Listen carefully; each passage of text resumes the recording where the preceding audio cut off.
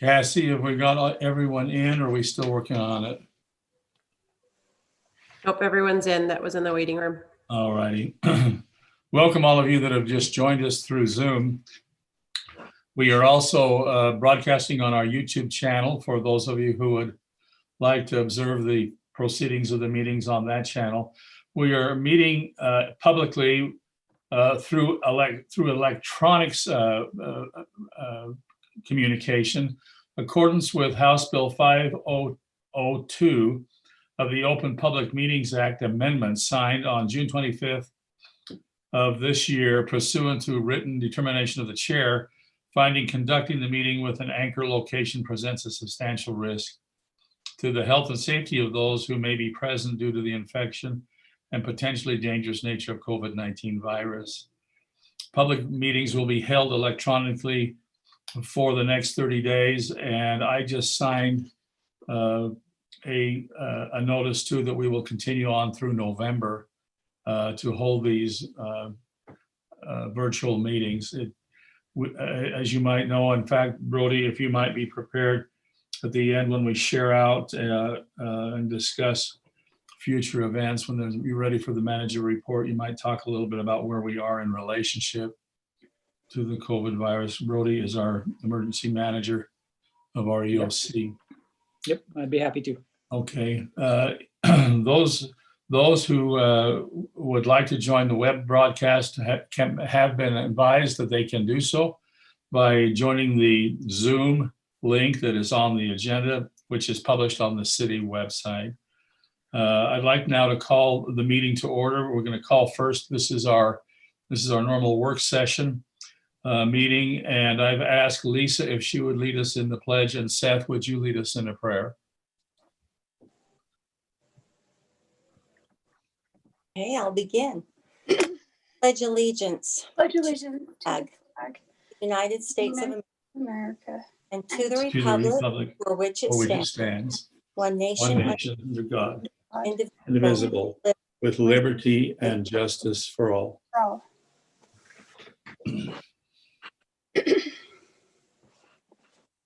Our Father in heaven, we come before thee at the beginning of this council meeting to give thee thanks for the opportunities we have through technology and other means to meet together and to discuss the affairs of this great city. Heavenly Father, we ask thee to inspire us and guide us, that we may make good choices for the present and future of our city. Heavenly Father, we ask thee to help us to be compassionate and empathetic to the many diverse needs of our community, and to have listening ears. And we are grateful again for this opportunity, and we say these things in the name of Jesus Christ. Amen. Amen. Amen. Thank you. We're at item B, public comment. The city recorder has advised me that we did not have any written comment by 5 p.m., which is one of our requirements meeting virtually, that those comments be in by 5. But we would like to open that up to public comment, those of you who are joining us through Zoom. So if you have anything that you would like to say or address the council on any subject, we would welcome that. We would ask you to limit your comments to 3 minutes. State your name and place of residence. That would help us. And then to help me, if you wouldn't mind, if you would, under the participant window, if you click on that, then one of the options is to raise your hand. And if you would, it raises a purple hand. Then I will watch, and I'm going to ask Cassie to she'll watch with me and help me. We don't want to miss anybody. So we're now open for public comment. If you would like to address the council, please raise your hand in the.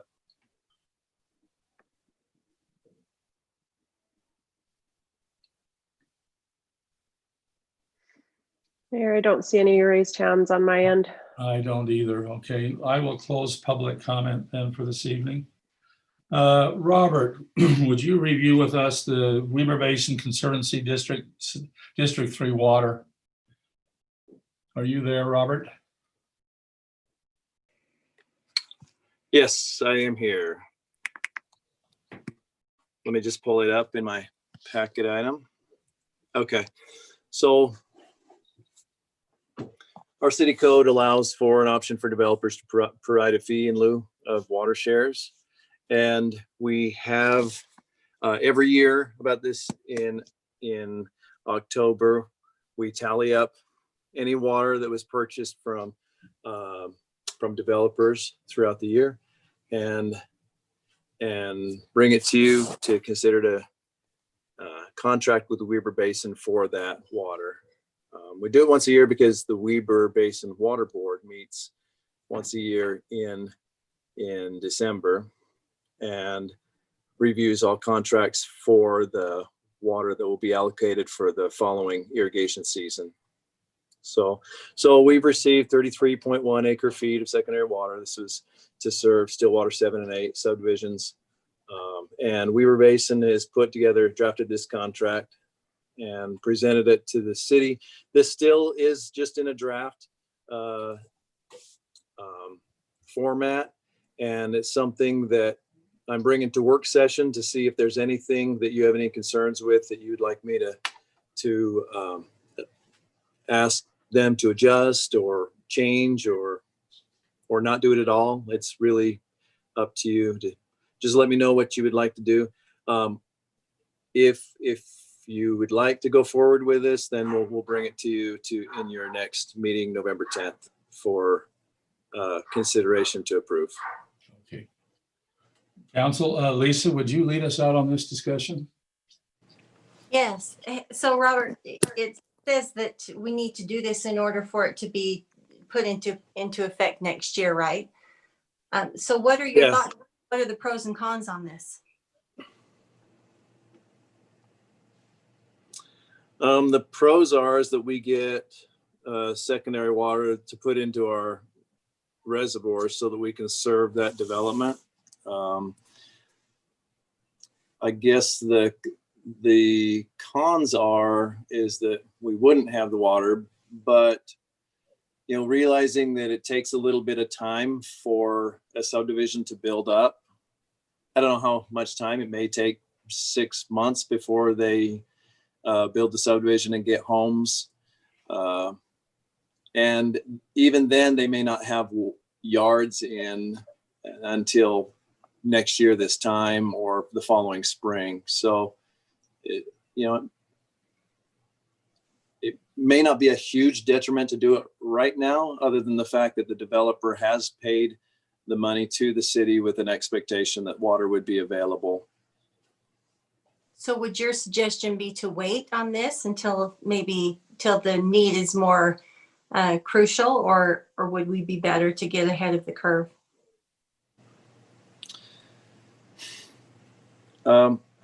I honestly believe you can go either way on it, but I don't know if there's an expectation, pardon me, if there's any legal problems. Paul, or if you're on, is there any legal problems if we waited, or is there an expectation that we have to do it for this next irrigation season?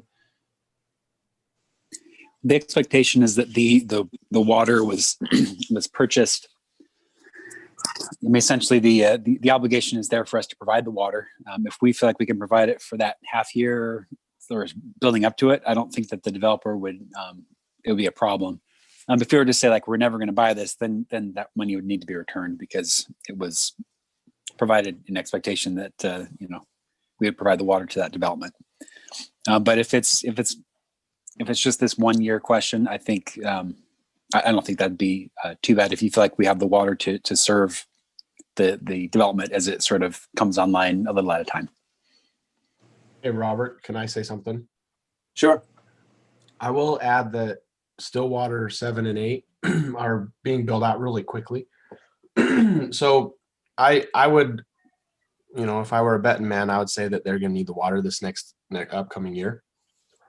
If we were to hold off, we run that risk of not having it available for them. And then, worst case, let's say the scenario we hold off because why would we hold off? I guess so we didn't have to pay annual assessment fees. And that would be the only thing, right? And the or developers if we- already paid us for that first year, so they paid 12 years of it. So we would lose a year of assessment fees, which are, what are we talking about here? Like $400? So Noah, your opinion is that it's better to be insured in this and have it taken care of? That's my opinion. Yeah. I'm not I think- bad to share, but you I know, thi- I think so too, but it is ultimately your decision. So David, you're on my screen next. Would you respond? So I think that we've seen throughout the history of the city that secondary water is a critical resource. Getting any of it, if it were to be early, is not going to hurt us. We can always find a way to, I mean, we don't like, you don't get an actual metered share. So having a little extra in the tank for whatever we need is not a bad thing. I don't think there's a reason to wait. The only thing I would say to Robert is, I do want you to go back to your annual meeting with these folks. I would love a year that we didn't raise the water rate. We've had one of those in several years. So, just take that back as representation from us that it doesn't have to go up every year. I absolutely agree. I would love that. So I will certainly share that with them. Okay. Seth? Yeah, no, I think that, I mean, I guess if I'm understanding it correctly, it's more of a pass through. And so as they are the beneficiary and the benefactor, I would say move forward with it. Okay, thank you. Corinne? I just wanted to clarify, this is for the purchase of District 3 water, is that correct? So Yes. these are actual shares, is 12 years worth, correct? Okay. Yeah. And then, anyway, I'm just hopeful that over that 12 years that we're able to purchase some shares as we go along. So if they come up. Well, this would become a contract that we would hold, that we would keep perpetually for this 33.1 acre feet. And it could grow over time each year, right? As I'll come each October to see if there's more, and likely there will be. And then we would just add that amount to this contract with Weber Basin. It would stay perpetually. We would just have to pay the annual assessments each year, which is what we're collecting on from them for up to 12 years worth of time. Perfect. Okay. Thank you. Jordan? So I just have a question. So hypothetically, in an average year, how much of our water shares do we actually use? All of them, All of them. honestly, this last year, I mean, we didn't have any rain at all, but we had a lot of, we rely on, well, our shares, but it's Echo Reservoir and East Canyon Reservoir. As long as they're full, they don't discount anyone's shares. So this year was a good example of that. We had our full allotment and we used every bit. In fact, when we got to the very end, the last 2 weeks in October, we were expecting temperatures to really drop, because they typically do in October, but they still stayed up in 70s and high 70s and low 80s. Very unusual. So we actually got to a point where we were a little nervous about being able to have enough water to make it through the end of this year, just because we didn't have any rain and high temperatures. It was strange. So yeah, to answer your question, we use every single bit, and we could absolutely need more. Yeah, that answered the question for me. Council, I'd like some council advice from you. It seems to me like the contract itself, the wording in the contract you're okay with, that maybe it was just a timing issue. Do you want to discuss this again in the November business meeting, or do you want to put it on a consent agenda? I'm I good think to consent. consent. I agree. Okay, all right. Cassie, would you put that on the consent agenda? Now we're down to item number, yes? Thanks, Robert. Thank you for reminding me, Corinne, I appreciate that. Item number D, the planning items. I'd like to modify one thing here. Down on item 5. I would like Councilman Mon to be our first response on item 5. Dave, are you okay with that? when we get down to I 5? don't know them by number. Let me look. It's the one regarding R1 to Yeah. R3. You good? Yep, Okay. yep. There's just a typo in there where we skipped over your name, and that would have been yours anyway, but we skipped it. And I want to return it back to you. Fine. So Noah, are you ready to go? Let's do final plat on Shoreline Subdivision 4 and 5B. I'm ready. Okay. Good evening, council. Sorry we have so many planning items tonight, but I'll try to be efficient and concise. So Shoreline final plat 4, 5A and 5B. This is almost exactly like the preliminary plat that you've seen before, but this is a little different because this is these are essentially the first phases of the project. And obviously you remember Shoreline.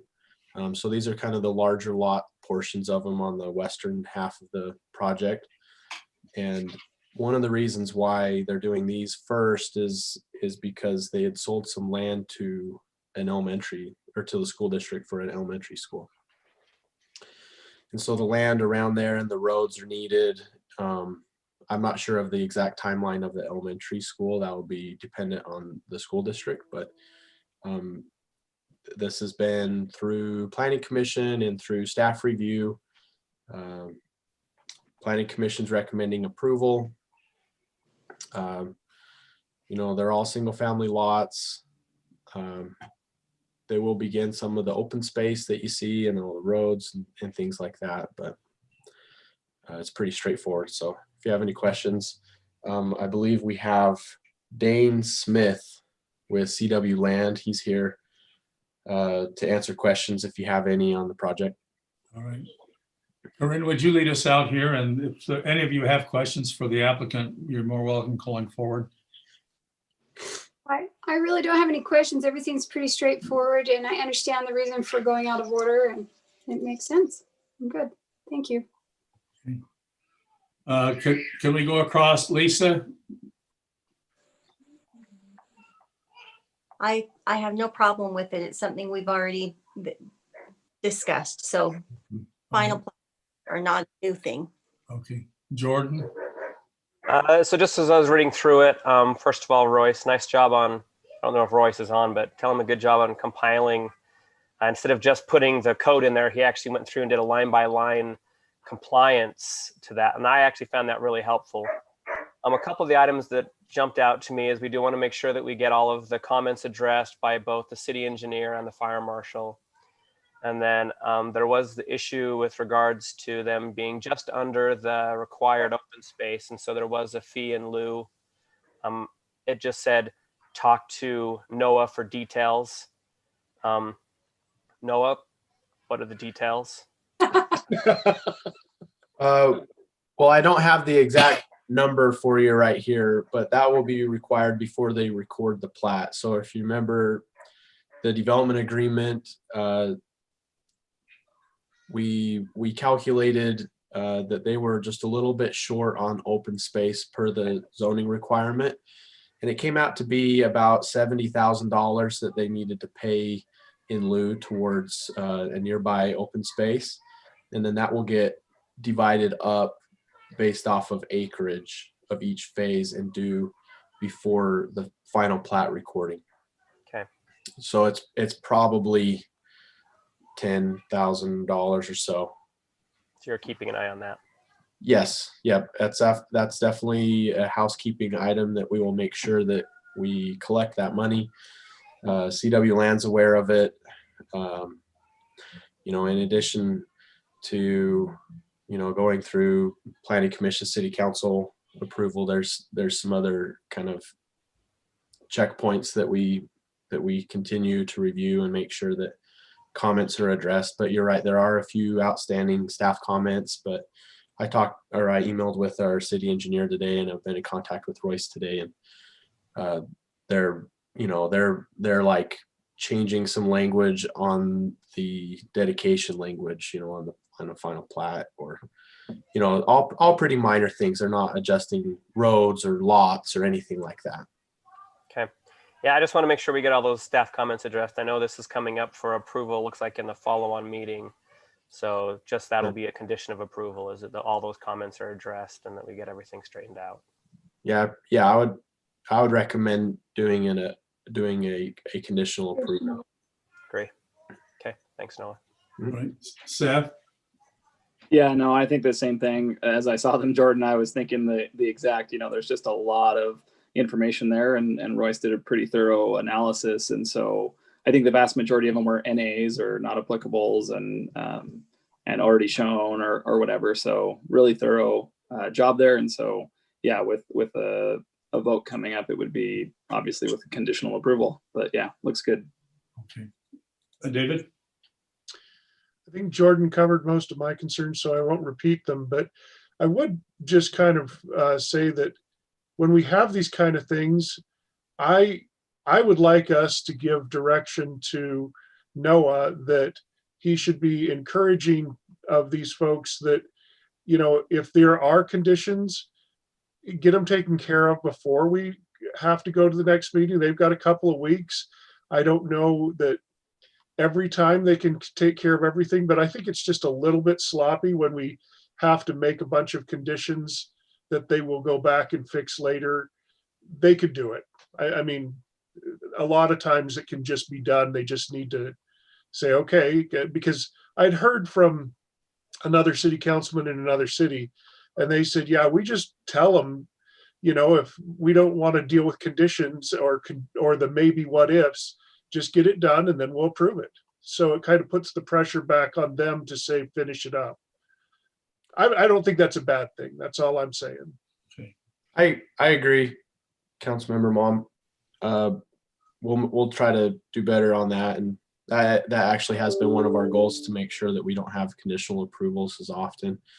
And if you guys did want to make sure that each thing has been checked, you could table it and wait until you have that 100% clean bill of health if you want. I I guess know that we can, and I know that we in general want to seem like we're trying to work with people, so we don't do that. But I think it's kind of swayed to the point where people are now just expecting that we're going to make the approvals and not, and others just say, well, just get it done first, and then we'll give you your approval. And that's their motivation to act quicker. And I think it helps you guys and the staff to have it done quicker and not be trying to keep track of all of the conditions that we had to place on it to make sure they get caught up. I'll back that as well. I mean, these same conditions were at Planning Commission, so just So they've let's had try and bring another a 2 weeks. We finished could have product. just dealt with it.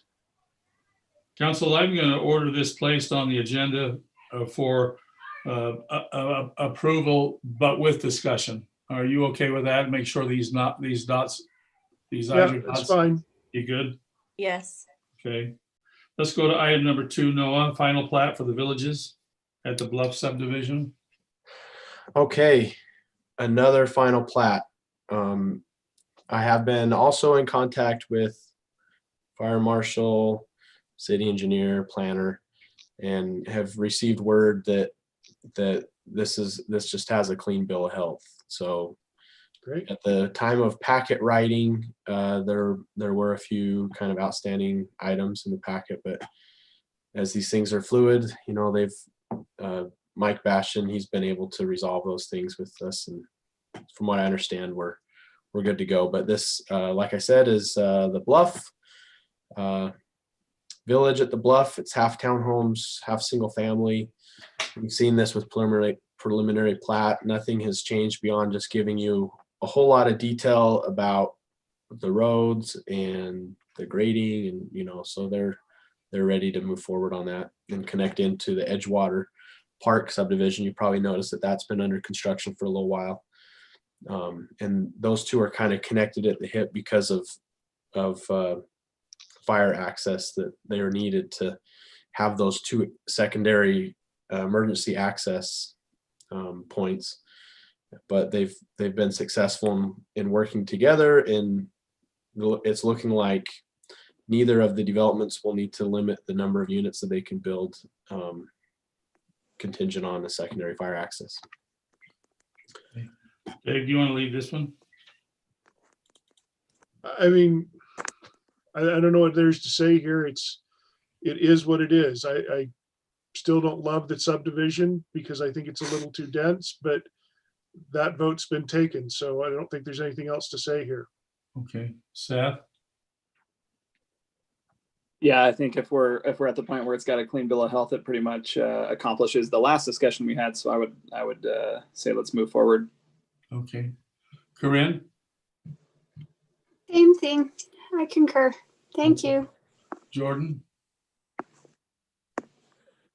Yeah, again, just same thing.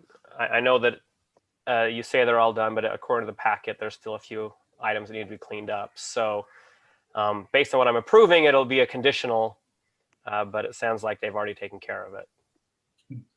Is that true? That's what Noah just said. Yeah, Yeah. that's what I thought. Okay. Lisa? I agree. Can we put this on the consent agenda with the clean house? Yes. What we've been presented is not a clean house. I know. Yeah. And So so it still has to have the discussion where we're going to have to put in an amendment. All right, let's put that, Cassie, let's put that on the agenda with discussion, can we? So Mayor, you understand these are all on special meeting agenda for tonight, right? Yes. Yes. Okay. Because is there a consent agenda for the meeting tonight? No. No, but yeah, I just didn't know if he was saying for the next meeting or Okay. it is on an agenda for tonight for action. For the next meeting, yeah. But other than the motion, there's not really a need to full discuss because we're doing it right now. So, No. yeah. Let's go to final plat approval for Greystone Ridge West Phase 1. Okay, Grayson Ridge, final phase 1. This is another final plat.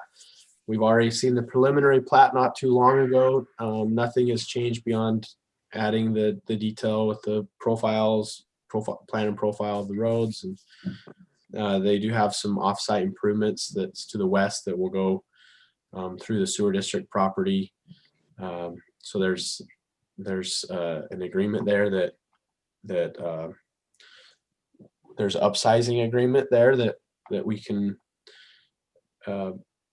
pay to upsize that so that it will capture more than just what their subdivision needs. And that was included in the packet. Planning Commission reviewed it last week. They're forwarding a unanimous recommendation. Staff comments have been addressed on this one, so hopefully a little more straightforward. Seth? Yeah, I mean, this one officially does look like it comes with a clean bill of health, including in the packet. So yeah, no concerns here. Okay. Anyone else with any concerns? no, just let them know we appreciate it when it comes to us clean. Just want to see more like this. Yep. We need to add some, and it's nice to get some more homes down by Dave. They're going up fast, so I no shortage on building in my neighborhood. Okay. All right, are we on 4? Criddle Farms? E4, Criddle Farms Development Agreement. You guys are doing great. We're tracking well. So this one, we have had this development agreement in place for the subdivision. In the original agreement, we anticipated a certain landscape treatment along the east side of the development along 4000 West. And that plan included a bunch of street trees. There's a big wide park strip. And me being the Lorax that I am, I was excited. But then the canal company had to ruin all of it and said that they don't want giant trees over a canal. And so I understand that makes sense. And so we've worked with DR Horton to create an amended plan. And that plan is in the packet. And so we'll amend the agreement if you guys are agreeable to that, to just show what the new plan, there will still be landscaping, but the trees will not be in the park strip anymore, so that to avoid the conflict with the canal that's buried. Okay. Jordan, I skipped over you. Do you want to lead here? Sad about the trees as well, but this is what it is, and so we'll move forward. Okay. Lisa? Can we do any other replacement? Are they just saying they want nothing planted there? Looks like lots of shrubbery. And they're just moving them back, aren't they? Yeah, if you look at the plans, there still will be trees, but they'll be moved back away so that the roots aren't a problem, and they'll be all on private property. And then in the park strip where they were gonna go, the southern part, it will be grass because they've already kind of started that.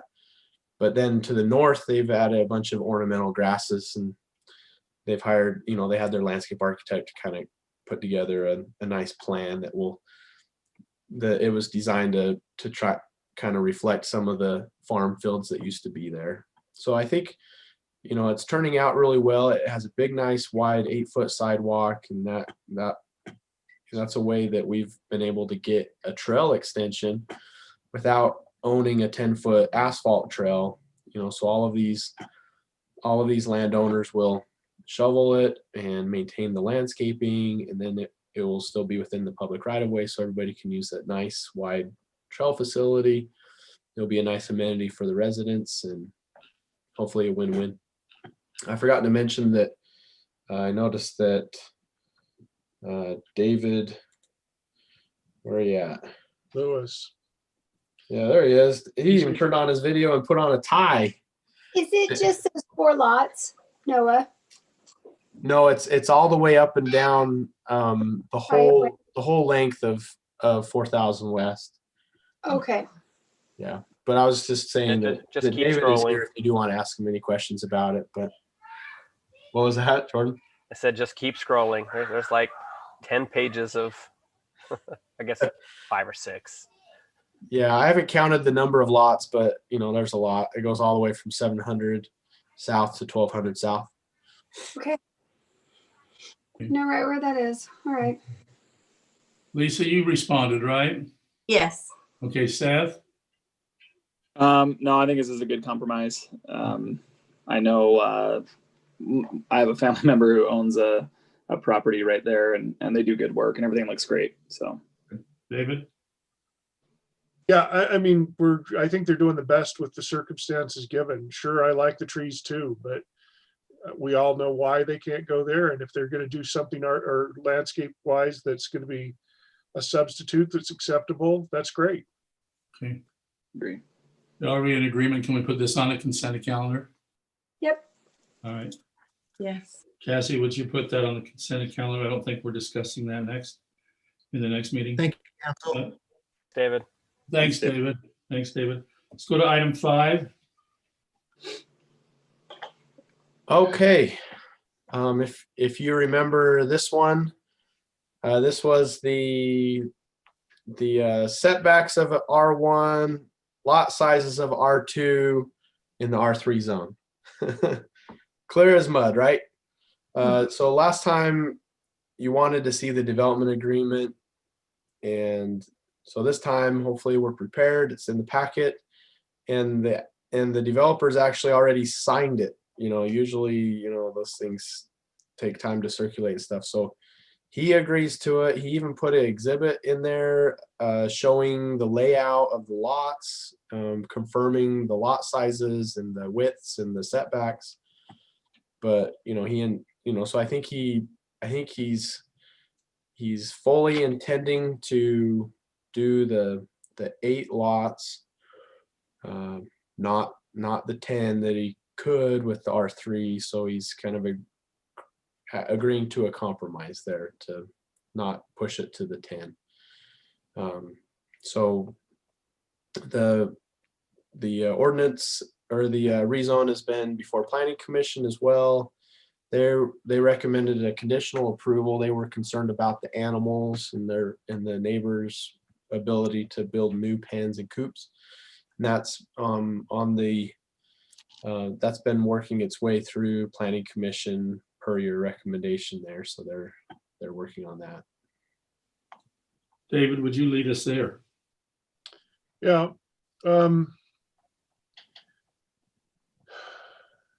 I guess it's only 8 lots. I appreciate that.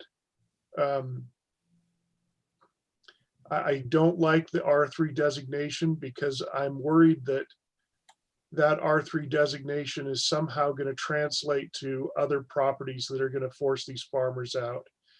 And I realize that it's all relative. I get that. You know, somebody has to sell first, but I would hate to see that go through. So the 8 lots doesn't bother me as much as like 10 would, but doesn't 8 lots still fit in an R2? Yeah. Are you So asking? why couldn't we just go R2? Because they still work with R2. The And that general puts plan less, doesn't allow it. Ironically, oh, that's right. you would have to actually. I remember the that general now. plan as well as the Yeah. zoning. Which It we're going to could do. be allowed. It could be allowed, but it would just lengthen out the process to ridiculousness. Yeah, So but I think this is the best scenario in current circumstances. we get what we want either way. Okay, so I'm not going to debate that part of it. I'm in agreement. Again, the precedent is what I worry about. Is somebody says you gave them R3, so I'm going to take full advantage of it next door in a future lot, and we're going to start pushing people away. And that's my only concern. I don't know that it's a concern enough to say that I have to veto this or whatever. I mean, I don't really have that power, but I'm just saying, I get it. We're getting what we want. We got to fix the rest of it. I've heard from Jordan and Corinne. How about Lisa? Yeah, I think that the fact that they could have done 10 and they're just doing 8, that we can't give them an R2 without drawing this out to have the same effect. I think that they have worked out a very equitable solution to it. I think that it has my support. Okay, Seth? Yeah, I'm there and supporting it. I just want to make sure I know that we are branding the plat with the kind of disclaimer around the your building and farm area and all that, and so we feel comfortable that all those conditions are worked out, Noah, and that we're able to continue to, I don't know if grandfather in protections is kind of the right term for it, but we do feel that we're addressing those needs. Okay. Yeah. So there's 2 separate things there. The proposed amendment that Planning Commission's working on is there's some language in there adding some protections to people who have animals. And then on the actual plat, there could be a note, but we don't have a plat yet because this is just a zoning. So you will see, this will be a minor subdivision. So you'll see preliminary and final that will come through together when it comes time to subdivide it. And you can help me remember and review that final plat and make sure there's a note on there. But obviously I'll remember as well. But Council, I'm gonna stop discussion here because it is an agenda item in our special meeting, and we will open that back up to discussion on the vote. Item number 6. A1 to R3. okay, A1 to R3. This is known as the green property. It's 60 acres. If you look to the west, it's our planned regional park. Sorry, excuse me. If you look to the east, it's our planned regional park. If you look to the west, it's a cluster subdivision, the fields. This whole area is growing really quickly. You have the shoreline, you have still water, you have the fields, all greenfield development on farm fields. So this family decided that they were ready to sell, and Woodside Homes has picked it up, and they would like to continue kind of more of the Stillwater development, which I think is turning out really nicely. We don't have all of the details about what the development will look like in this particular case because it's a little bit more of just a straightforward rezone. We know that it would be R3, so that's 8,000 square foot lots, no more than 4 units per acre. I believe Derek Terry is here. Yeah, I see him here somewhere. So he can answer any specific questions you might have, but it should be pretty straightforward. It's consistent with the general plan, which is low density residential. So it'll be all single family homes. You still We have talked- the issue of sewer fall on the lower part. Do you want to mention how that's going to be dealt with? Yeah, so we talked about that before. If you look on each side of it, it's Right. being preserved for a reason. To make the sewer fall work, they'll have to bring in some fill since we don't allow pumps. So they'll have to be gravity. So that's their intention then, is to try and raise the land to accommodate. Yeah, Derek, do you want to answer that? Yeah, so we'll raise the land to an extent that only financially makes sense to raise it to a certain level. We obviously won't be using all of the land because of the you lose sewer the further south you go. So we'll figure out what is usable, and then that's what we'll develop. But there is an opportunity to partner with them to keep developing our envisioned shoreline trail on the north side of Gentile. So in lieu of sidewalk along Gentile, we've talked about extending that 10-foot asphalt trail to the west, and hopefully eventually we'll make it all the way to the causeway. But those details would come with future development plans. So just a question for Derek. So with the possibility of up to 240 units there on the property, do you have any kind of preliminary estimates of where you think you'll end up at? Yeah, the very preliminary engineering that we've looked at came out to about 160. But again, we've got to just have them they're digging into it right now to figure out what will make sense. That feels like about the right number in terms of the fill that we'll need. And that leaves about, I want to say about a fourth of it, a little more than a fourth, that won't be able to be used. Maybe approximately 15 acres or so. Something like that, yeah. Yeah. Okay. And again, it's all preliminary. Corinne, do you want to lead us out? Sure. Yeah, that 160 number was what was discussed at the Planning Commission, and the fact that pump stations are not financially desired by anybody. And so there's kind of this limitation, but I think it's great that we'll probably be able to add to more of that open space along there. And even if it's just for natural space, and we like in the fields where we have it rented out to pasture for now, just to keep it from getting too crazy on growth. I think that'll be a great, consistent neighborhoods as well through there. And they're building a good product too. Jordan? Thank you. I still don't love R3, but it fits in this area and it does expand Woodside. And I think this is probably fine. Lisa? I do agree. It fits in this area, and not just that, it will be an incredible blessing to young families or families who are on the lower end of the income scale who want a home and want to vest in this community and be a part of Syracuse and do not have the means at this time, and maybe ever, depending on what happens in the world, to take care of of getting into a larger home or larger lots, any of those things. So I think it fits, and they're willing to go forward knowing that there will be some land that will probably be sent to the city. And anyway, I think I think I'm in support. Where do you want to go with this? So I have a question. So we didn't actually, I mean, we've hinted around that they would be some land that would go to the city.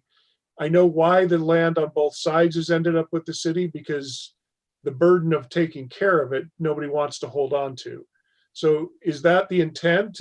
I didn't hear that from the developer. I just wanted to know if that was the actual intent or if they have another intended use.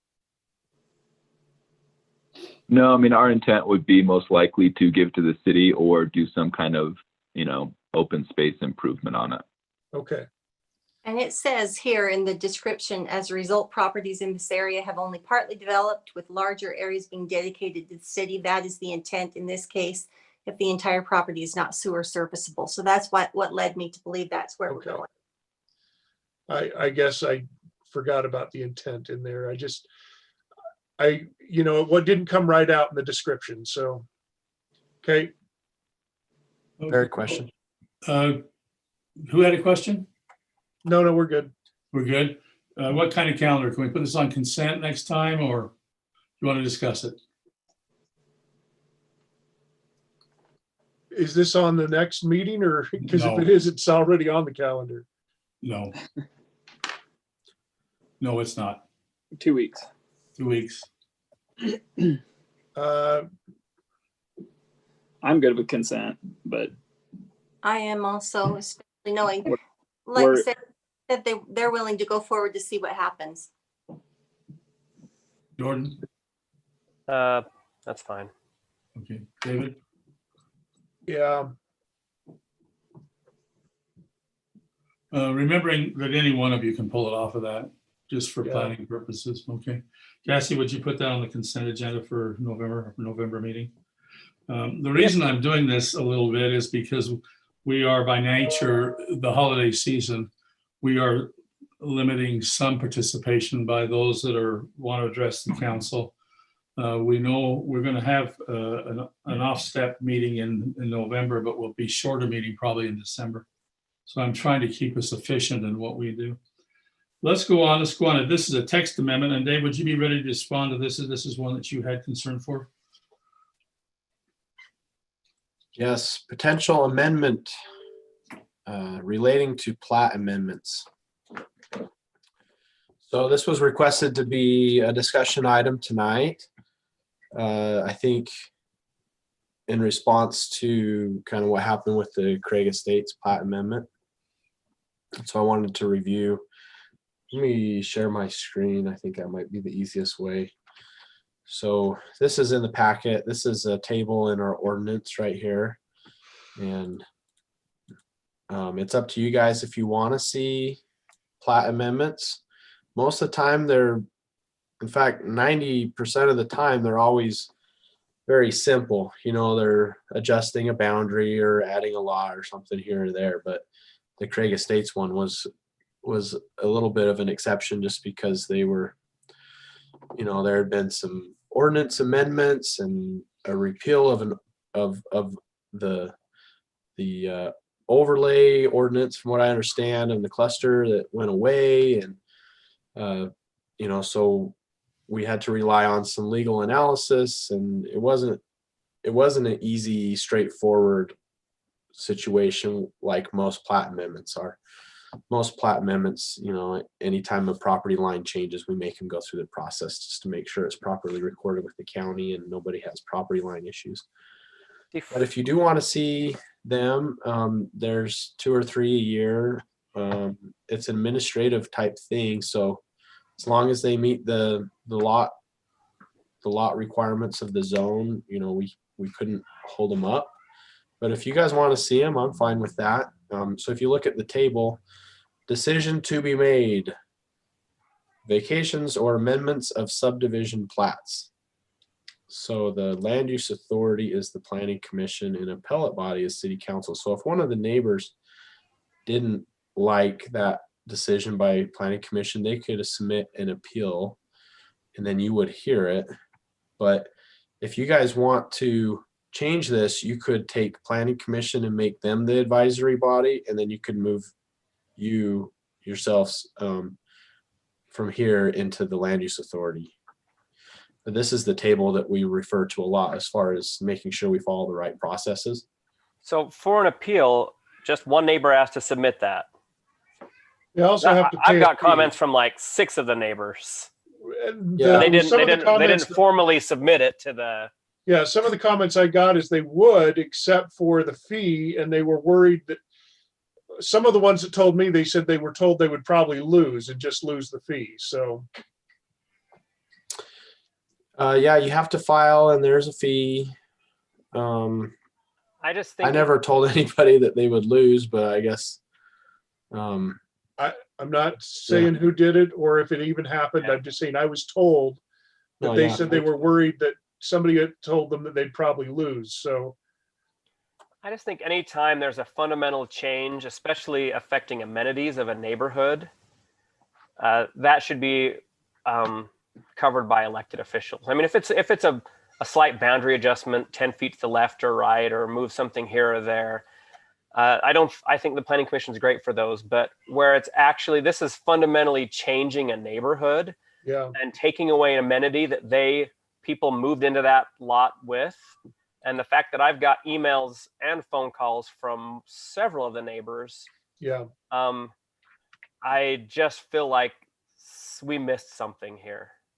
So I agree with those kind of assumptions. It just sounds to me like there's no way to split that out between the administrative and the whatever we're terming these. Is that fair to say, So- Noah, that there's no way to? If I could here, I was thinking about this and trying to figure out, because it's the comment was made at the last meeting. If we do this, then we have to hear them all. And I wondered, when we have like conditional use permits, we've divided them in this city into major and minor conditional use permits. I wonder if the same thing could happen here. If it was a major plat amendment, meaning it fundamentally changes the subdivision or more than one lot or whatever we give it as a designation, versus a minor plat amendment that could just go to planning commission because all it is somebody moving the boundary a few feet at the edge of their lot. So is that a possibility? Yeah, I think deleting a park is definitely a major plat Yeah, that would be a amendment. major one. So we would hear that. Here's the Is- problem though, in this situation is that they had overcommitted their open space according to their requirements. This was like extra open space. And it's really nice that we'd like to keep it. I agree, but we weren't willing as a city to pick that up either. Because we didn't want the pocket park. We didn't want to burden Cresta with that. And so even if we had heard it, would we have changed anything? I'm just saying, I think there was a compromise to be made that wasn't. what's and what? I How? would say, okay, so here's the thing. I agree with you that under those guidelines, we didn't want to pick it up ourselves. I get that. But one of the things that I believe is in play here is the fact that all the people who developed in there developed according to a plat that was approved that said there would be open space. So that But means that all these people beyond- were sold something. I get it, down the road things change, but Yeah. they were sold an amenity as part of the development they were buying into. Okay, so then that's the responsibility of the developer to, some sort of compensation that way, not for the city to negotiate. Though. Or is it a responsibility of the city to maintain what was granted? What? Yeah, No, without because we don't want to take on all sorts of. No, I don't want the park. I Yeah. just want them to have to upkeep their promise to all those people who bought homes. Right, Yeah. but we didn't make the promise though. That's the thing. The developer. without like really debating this very specific item that's already been decided, Yeah, we can't change that. But it's still hypotheticals Kinda- for future too. but you know. but like what you guys are saying, if you do want to create an ordinance and make a definition for what is a minor plat amendment and what is a major plat amendment, that could work. That's You guys what wanna I'm go that leaning route? towards, is we I don't separate it know. out. I don't know how many majors we'll ever see again, but Okay. if it's something that you guys feel is important, just to make sure that this sort of thing doesn't ever happen again, whatever you guys want, just let me know. I We guess will have to create some definitions of what is a major and what's a minor, and that could be a little. and that's fine. That's fine. I don't mind redefining that. My question is that if we end up hearing it, then we become the bad guys because there was no way for them to continue with it, and we didn't want to pick it up either. So then who does? Who ends up picking this up? So you say that, but the HOA could have moved forward with this park. They said Yeah. that they were really struggling to keep it in play, correct, Noah? But the thing is, so what do we do if we have to keep maintaining something? You have HOA fees that are supposed to cover Right. They would have this. had to raise their fee. So really then it becomes, if they want to go in and say, hey, we want to raise fees, and everyone says, no way, So wait, and they all come to us and say, we So- didn't want to do this. That's But My then guess we is that we Paul's can't- ears are tingling somewhere. and I'm just saying because- that we can't mandate an HOA fee raise. We can't. We don't No, have. we don't have to. Yeah, So- without getting into the specifics of this one, I don't know Yeah, if we can have an actual agenda Mhm. item to talk just about what you guys want to talk about is the Craig Lane, but The it's chair already- recognizes Paul. Saying it's more Yeah, conditional. if you wanted to unpack the decision more in a meeting, you could if we noticed it properly. I mean, the big issue here is that a subdivision plat amendment is an administrative decision. And so you look at the code that applies and you have to apply it. So if in response to an administrative application, your response is, well, let's negotiate and come up with something different, that's going to get struck down. So you have to understand that if you take Right. this decision on, you have to take it on as an administrative body, not as a legislative body, essentially. So you'll get political pressure from your constituents to make a decision that might be contrary to what our code says. Because our ordinary residents don't understand the distinction between legislative and administrative decisions. And you can educate, that's fine. But in their mind, if they show up and they are, and they're vocal and they rally support, they're going to think we're going to be able to convince our council member to support saying no to this, even if the law says you have to say yes. So then you get in a position where you have to tell these constituents, look, this is this is an administrative decision. I have to vote yes to this because, the law is the law. Do you want to put yourself in that position? That's up to you. Exactly. There are several administrative decisions that you make, like final plat approvals. So it's not as if you don't make these. But that's just something to consider.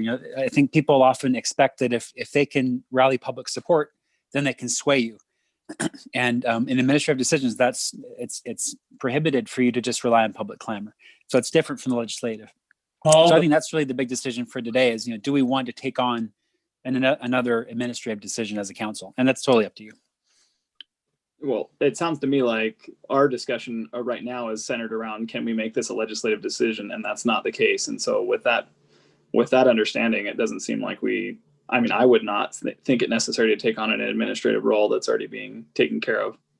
I would suggest that it's maybe still better if it's a major use, and I would go ahead and recommend that we determine what a major and a minor use would be, because when it affects lots of other people, even when it's just an administrative decision, I think it's better for people to feel like they had a chance to be heard and that they had a chance to have it explained to them. Because there are times when we don't really like what we have to do, but we have to explain to them how it affects them and why we have to be consistent with other policies. And that's why, but I would say that in this case specifically, when the people that contacted me, I explained that to them, and then they were like, oh, okay, I get it. So one way or another, it was explained, and then we didn't become the bad guy for the policy that's in place. I guess as a city council member, I would hope that all future city council members are not afraid to be the bad guy. I think that It's not about that. It's about the fact that the law is the law and that you can't necessarily overturn it because it's not in our purview to be able to do that. So do you guys want to put this on the agenda and we could talk about all the specifics, and anybody that hasn't had a chance to have it explained to them, we can kind of go over. I would like to still Process, consider the motion. And I'm definitely not afraid of controversy, so it's okay, Dave. I can handle it. There's anybody who's not afraid of being the bad guy. We've seen a lot of our names pulled through that. So One option also, you could, this hasn't been to the planning commission yet, so we could send it to them with instructions to, draw that line between minor and major, and then it can come back with their input, and then it'll have gone through the hearing process. And then at that point, you can adopt it or change it. And that might be a way to just move it forward. council, would you like to send this to planning commission? No. Seth? I don't see a need for it. Okay. Lisa? no. Jordan? I would, simply because we have a lot of different developments throughout the city that have specific amendments that are required by the zoning. And I think that we have a responsibility to protect the people in those areas that are buying under one assumption. And I just don't want a bait and switch scenario throughout the city. And so with all the stuff going in and the amendments we're requiring, I want to make sure that there is some type of body that is actually paying attention to this. Okay, and I know Dave's position, seeing two of you that would like it on an agenda for further discussion, I'm going to order that. that we'll have two of you put it on the agenda. We will discuss this again after the first of the year. Is that agreeable? Yes. Okay. Sure. Cassie, could you put that on a future agenda after the first of the year? Thank Yep. you. Okay. Let's go to item 8, discussion regarding potential text amendments to 1085 of the Syracuse City Code relating to professional office zone and concerning the daycares and dwellings in dwellings. Is this you two, Noah? You're still stuck with me. We're stuck with you. A little longer. It's like peanut butter. It's like peanut butter in the roof of your mouth. Yeah. So this one is there's somebody that is trying to do something but can't because of the excuse me, because of the way the ordinance reads in the professional office zone. So there's, like always, there's usually a few different ways to get to the end result, but you know, one option was to amend the professional office zone. So what she wants to do is really similar to what lots of people have done in the past, by having a kind of a home-based business on the main floor and then lived in the basement, and this is very similar to like a home occupation, but the professional office zone doesn't allow dwellings. So one way forward would be to allow dwellings in a professional office zone. The zone really, I mean, if you read through the purpose language of the zone, they're imagining, if you imagine like an office building, professional office building, that's really what they're imagining. But there are some places in the city that have been zoned to professional office that has a home on it, or you know, aren't that traditional office building. And so under permitted uses, you could add the specific use that the applicant wants to add is daycare, preschool center. And then I would recommend as a conditional use permit to be able to review the specific merits of this structure to make sure that there's parking and adequate separation between the home and the building.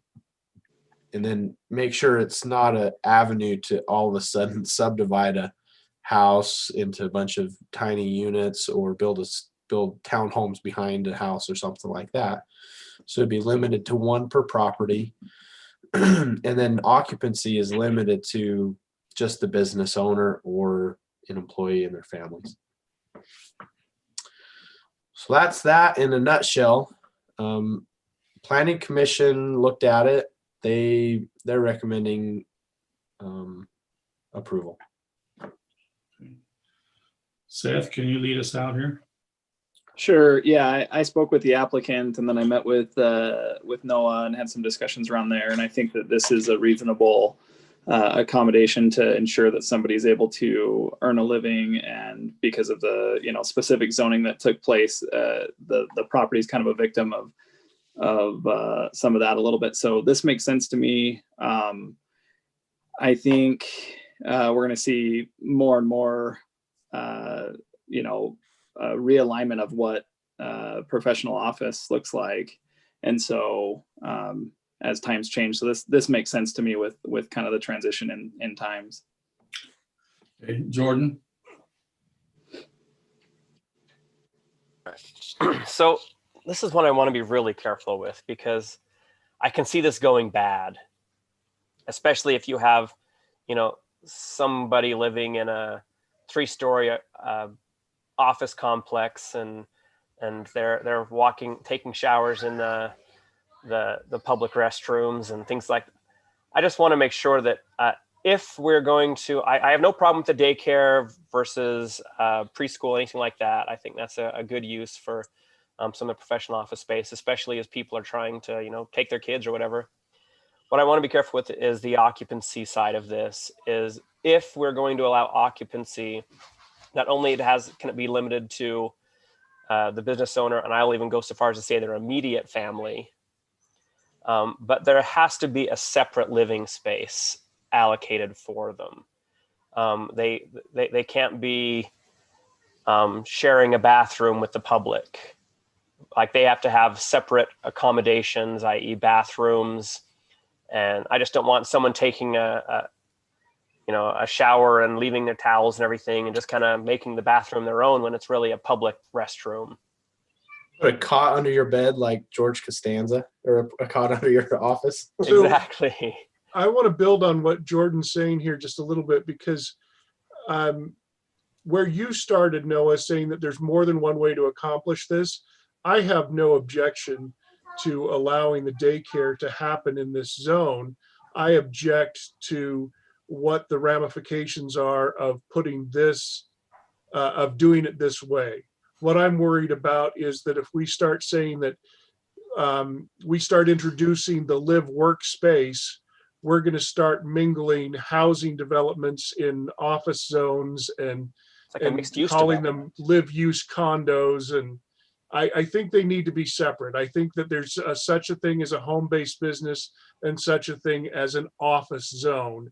And so I would like to see a different way of accomplishing this that doesn't introduce area. What I don't want to see again, I guess, is if we start building business buildings around homes and then somebody tries to preserve one to say, I want a home in the middle of this that I'm going to use as my live work space. That there may be parts of that, like the hazard of traffic. Again, we talk about this all the time with daycares. Are the traffic and the buildings and areas around it, a threat to this particular business use or things like that? So I have some concerns about the way we're doing it, not necessarily what we need to do here. Well, something that needs to be brought up, that was brought up in planning commission, is that this professional office zoning is very limited in the city. There's like 4 lots or something like that. Right now. Right, but everything else is zoned commercial as it is. So I don't see this being that big of a deal. And who showers in a restroom? I mean, there shouldn't be. They have to be able to shower Everybody? somewhere. So that's what I'm worried about is if this building has no shower. A tub and a shower in the public restroom anyway. So Well, that's what I'm saying is there has to be accommodations, because I don't want someone living in there when there is no shower in the building.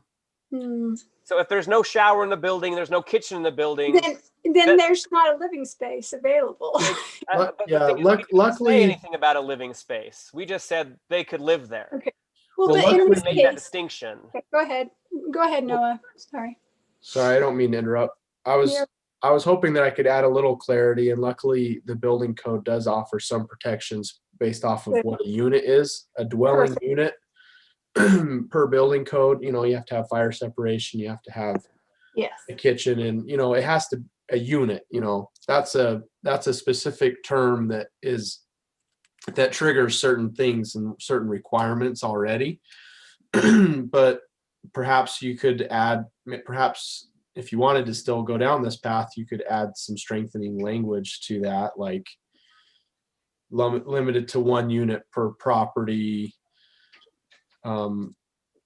with proper fire separation, or reiterating, I guess, what will already have to happen because of building code, but just make sure that, and to clarify, you don't want it to happen in an office building. Maybe you only want it to happen when it's Right. And I get, Well, I get where, like on the V Vault, for instance, they have a living unit up above to help with security. And it's not a big deal because the space, like you said, is separated. But then there's work units down below. It's not a big deal. And nobody's showering with each other. I think That really is digressed. I'm I just think our saying. intentions were not It nearly was that. weird to begin with. That's all I can say. Well, yeah. So I guess the big thing here is, I think the reason why we're seeing this is because this particular one, it's currently a home within the professional office zone. Right. And- But it and- was actually modified though into an office space before, Sure. yeah. But the big thing here is it's already a home with a living space, and we have people that live and do daycares in their basement all of the time. Yeah. That's why I'm willing to let this go forward, is because this is just more of what we're already allowing. It's just this zone didn't allow for this particular use. What if we even make it a conditional permit, conditional use of that zone? So that it has to be reviewed to make sure it's appropriate. There is the Absolutely. conditional uses in there. We That can could put work. Yeah, I'm good with that. Because again, my concern is not about this particular one. Right. I'm worried about making a rule that would be interpreted for something else. I'm just saying that they can exist fine symbiotically, like in the V Vault. But if we can put a conditional, we can review it and make sure it's okay, and then we're Yeah. good. I'm good with You're that. talking about the dwelling or the daycare? The That's dwelling. Oh, yeah, that's already on the That's condition what he, list. that's what he's done already. So, like I said, so long as that is clear that this has to be a separate unit, if that language Not automatic. gets us what we need, Mhm. then I'm actually okay going forward. So where it's already under conditional, it's already not automatic. It already has to be reviewed, correct, Noah? Yeah, conditional uses are considered permitted, but it adds an extra layer of review and the opportunity to add conditions if necessary. But it only goes so far as planning commission in most cases. And This says minor conditional use permit, so that would be staff level. If you want a planning commission, you can make it it a would be major. major. Yeah, and see, that's where I'm kind of concerned, is that we just make an arbitrary decision. I want to make sure that it's reviewed for the impacts of things like the surrounding area and how they coexist peacefully, because you could have we've had some where like home businesses have extended beyond what's allowed in residential and actually imposed on their neighbors. And then we have some issues. And so I don't want it to be just a simple rubber stamp event. So I don't know, we could put it under major if you want. Major would still just be the planning commission. Yeah. But that's at what least I'm they concerned would about. actually review it, and people would review it and make sure that it's right. And they do a really good job. They go over things with a fine tooth comb. I have no problem with I their, think I'm good with making a major use, and then just make sure that the actual thing they're approving is this a suitable living space that is sufficiently separated from the rest of the office space. I'm good Yeah. with that. And I suppose too, the council could direct the liaison to the planning commission to give the opinion of the planning commission. Just as any neighborhood, Okay. can come and voice opinion. Mhm. I have a question for Noah. No, neighborhood services, is it a permitted use in neighborhood services? Yes. Let me pull up that zone, and just make sure. I'm pretty sure it is too. But this wouldn't be neighborhood services, would it? It's No. not zoned, so that was one of the other ways to To skin the cat is that Change daycares are allowed, but dwellings aren't either. Instead of saying skin the cat, we're supposed to say there's more than one way to pet the cat. Noah. Excuse me. More than one way to solve our problem. There you go. Oh, good for- Council, how do you I feel about apologize if I offended any animal lovers there. Hey, Peter put out a list. I'm just Get saying. over yourself. I actually have a cat that I love very much. Okay, sorry, Mayor. What was your- Council, how do you feel about making it a major conditional use in this zone, and then with heads up to the liaison, whoever he or she may be, that you may be asked to represent the council in an opinion? Agree. But to put the daycares and preschools are interchangeable in the regular permitted uses, is that I correct? think that's fine. Yeah. I'm good with They're that. already on this permitted. Oh, well, daycare wasn't, so I just. Well, wanted- this would have to go back to the planning commission anyway. No, it's actually Already been. on your special meeting agenda for approval if you want, but that's up to you. I mean, if you feel like that's a small enough change, just changing that minor to a major. And then if you wanted to, you could approve it with that condition. Maybe Yeah, let's- bold. No, I don't think that one's on tonight. I don't think it is either. Oh, it's No, not? it's on November 10th right now. Yeah. Oh, Oh, Let's I'm put- sorry. Let's put it on the agenda and review Noah's rework of the ordinance. Okay, You okay with that? Yeah, I will change that word from minor to major and we'll review it on November 10th. Okay. All right. that's a Thank you. hard move. I think I can handle that one. Make that major change. I can't seem to keep all these straight with which agenda it's on, but somebody will remind me. And then just if there is any way to make sure that whoever reads this understands that unit really is the official unit, not just a random noun, then that would be good. Good point.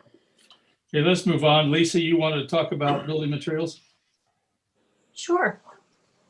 Okay, so we had recently changed single-family homes to allow for the brick, rock, stone not to be on part of or on a portion of the house, and allowed instead the barn design, which is your Magnolia Farms, your Hardy Plank look. And it really is a specific style that requires full wood plankings. Well, the look of wood planking, but it's actually a cementitious fibrous. Is that what we decided? cementitious fiber board. Cementitious fiber board. So I thought, especially since we have some design being shown to us already for one of the developments for attached housing, multifamily housing, they want to design it in that farm style. So I thought that we should remedy what we have currently on our requirements. They actually have quite a few different, from the plans and what we've seen, they have a lot of different design aspects and a lot of different materials, all of them very high quality, intermixed and giving us some great design. It's not just one plank across the whole facade. It's got a lot of design elements to it and colors and just design in general. But there is not, some of them have brick, but one of them that I've seen does not have any brick. And so I just thought that we should take a look at what we have for our exterior requirements for attached housing. I have a thought with this. If we were to change any of this, I would like to see maybe a percentage limitation so that we still have some brick, rock and stone built. So if you're doing the Hardy Plank look. No. I'm talking about like out of all of the buildings, like one out of three, a third can be full hard. That's that's so rather than have the entire every Right. build there, that's a good idea. That's a good You get the variety of buildings that we're wanting, a variety like has been desired. mhm. I think that's something I would go with, so that it doesn't just have one design.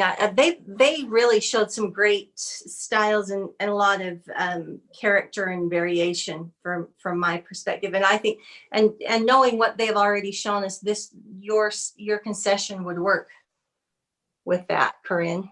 So maybe one out of four. I don't know. I'm just throwing that out there, and I want others' opinion on Maybe this one. we have to say, depending on how many buildings they're proposing, it would have to be 25%, or one out of every three, or one out of every four needs to Right. have, I don't know. Yeah. Now let me go to the three men whose taste is only in our mouths. Seth, would you comment? Yeah, I have a lot of thoughts on this. Let me gather them. So I see you're kind of, what do we do in the case that there is only one building? Would that mean they would not be able to meet that kind of accommodation? I don't really have any real major concern. I don't see these as all that different from regular single family dwellings. I like what you're writing. That's Let's good. see, what is it? Max 10%, and Or one building, or max one building out of the whole group. Could be. So we already require variation in elevations. Mhm. So if we were to allow Hardy Plank or cementatious fiberboard to be used exclusively in, say, a 25% of the building, and the others had a rock element in it or whatever. I think that's already consistent with our Right. code, is it not? Do we have to actually change code for that? Because we Yeah. allow them to vary where it is. We just require some kind of variation. Well, Well, just the townhomes and apartments don't have the option though. Okay, Yeah. townhomes would it be an issue? Yeah, I see that. It's just the attached housing. I do like the fact, limit it to one building out of X amount or maximum 10% or, But I don't- of course, everything that we do is form-based, right? So we have approval on everything. Do we want to leave it open to interpretation, or do we want to set up that standard right from the beginning? I mean, how many times do we end up with something that's just one building? No, I agree. I'm just saying that one building out of the development could be that, just however we decide to word it, maximum 25%, maximum, I mean, that would be 1 out of 4. And So if they're building 5 buildings, they can only do 1 that's full cementatious, because, a little bit over that, it's not going to be a full hardy. You know what I'm saying? Mhm. So it's still a pretty good limitation if it's 25% too. So, Other limitations that we place on the others, because what if they wanted a larger portion to be that hardy plank, because it is the look that the whole development has. So what if the majority of the building needs to be hardy in order to keep with the design, and then they have brick on a portion, like, right. No, that's part of the red other parts of the bill. Sorry, I shouldn't have interrupted you. Keep going. The awkwardness of virtual.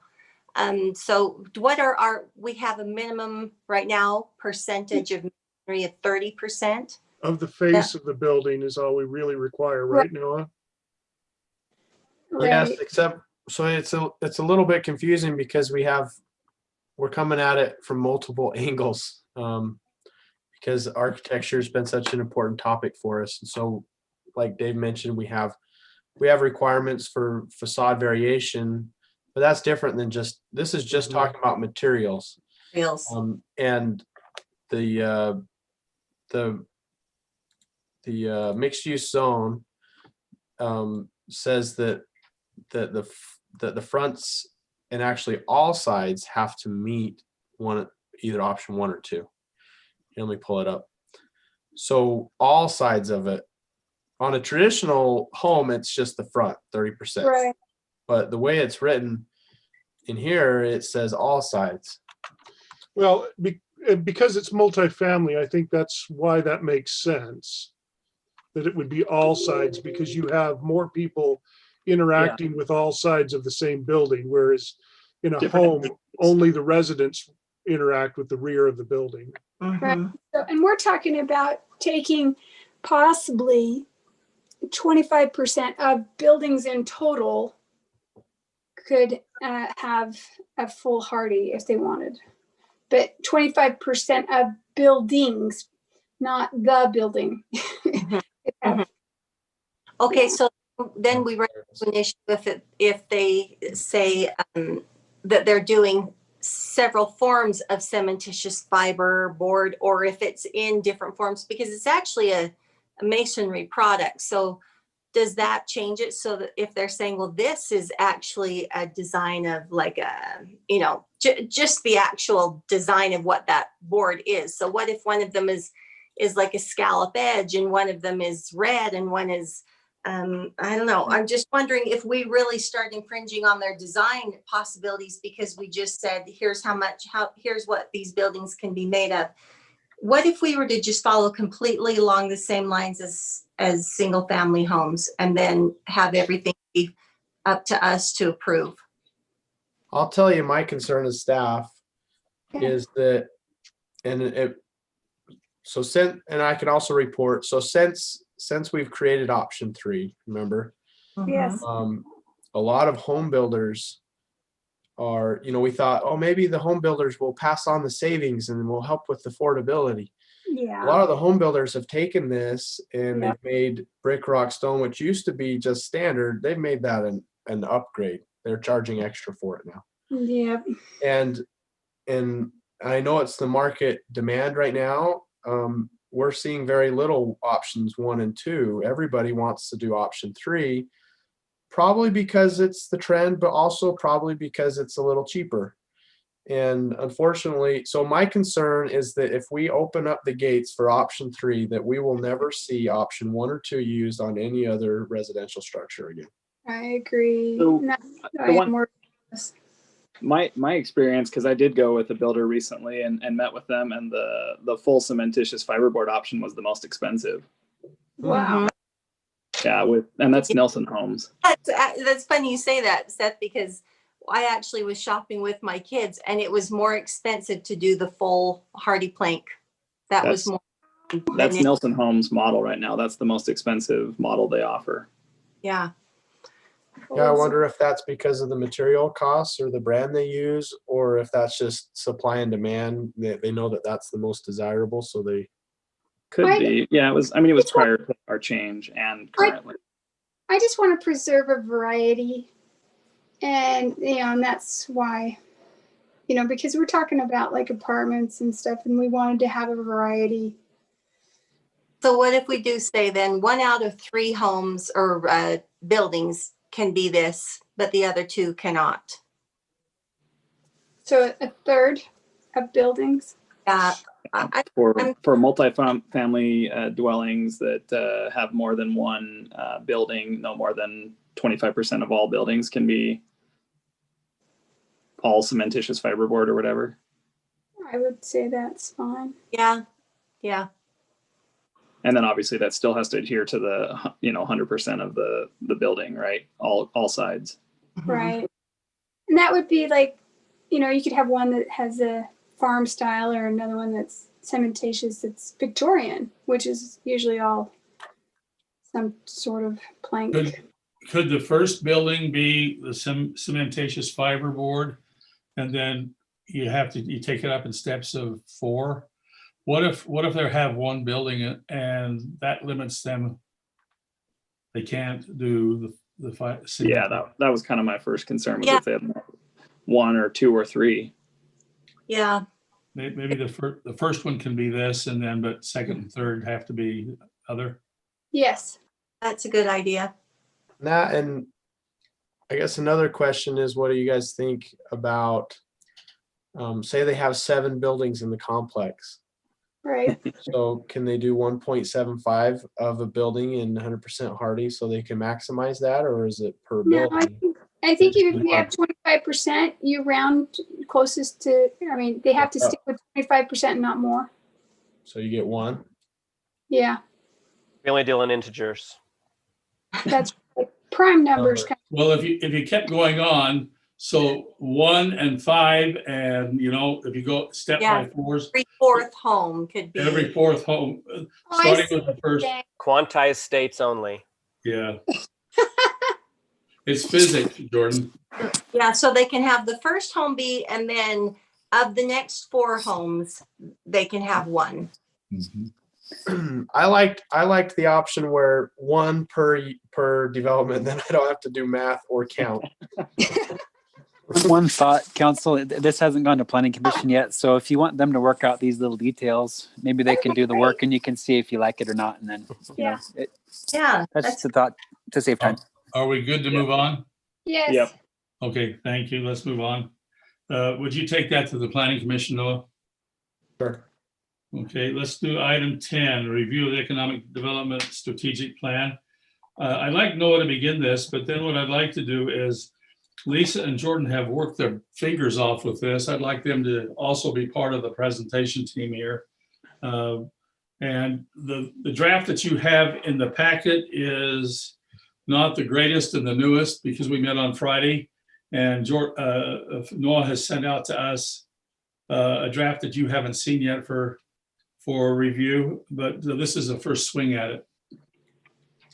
Yeah, what I sent out is very similar to the latest draft, but Jordan had some really good comments on Friday, and I've made those changes. It was just too late for the packet. And, you know, mostly they were adding pictures, adding some more reference to the existing residents. So it's not all about bringing in outside people. We want to take care of our existing population as well. And we came up with this NEATO acronym, PEP. That was all Lisa. That was Lisa. Yeah. Do not take full credit for that one because that's a liability probably. It's probably trademarked somewhere. I did Google it just in case it wasn't something that I didn't know about, but Good. apparently it's also an acronym for applying drugs after you've been exposed to HIV. But Oh, nice. I don't think anybody's too familiar with that, so I think we're probably safe. DNR not only means Department of Natural Resources, it means do not resuscitate. So you can, interchange. It's okay. BLM. Yes. That's a double.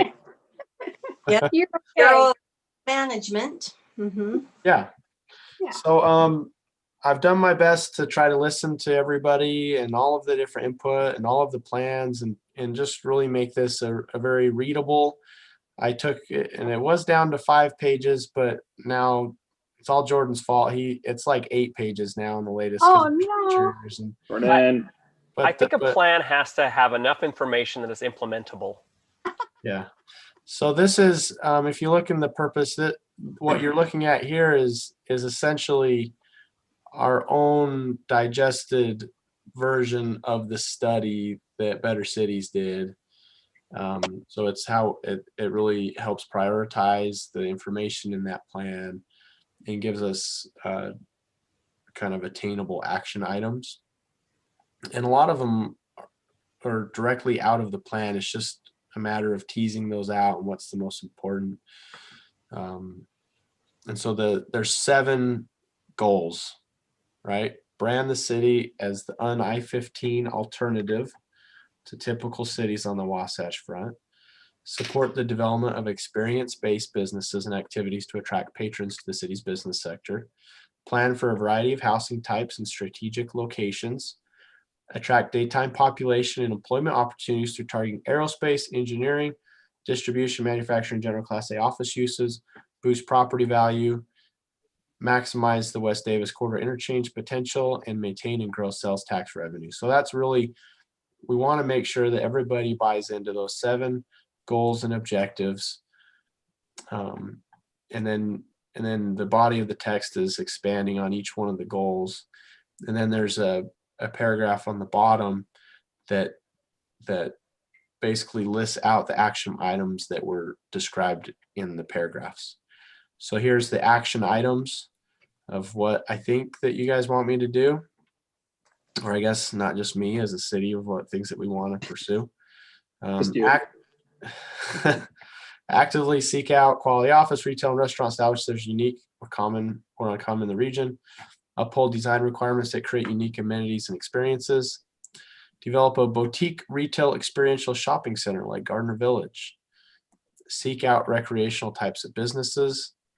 Seek out, support, or even develop unique events such as races or festivals that will draw large numbers of people, which hopefully someday we can actually have large numbers of people. BYU had 6,000 fans, so it's getting there.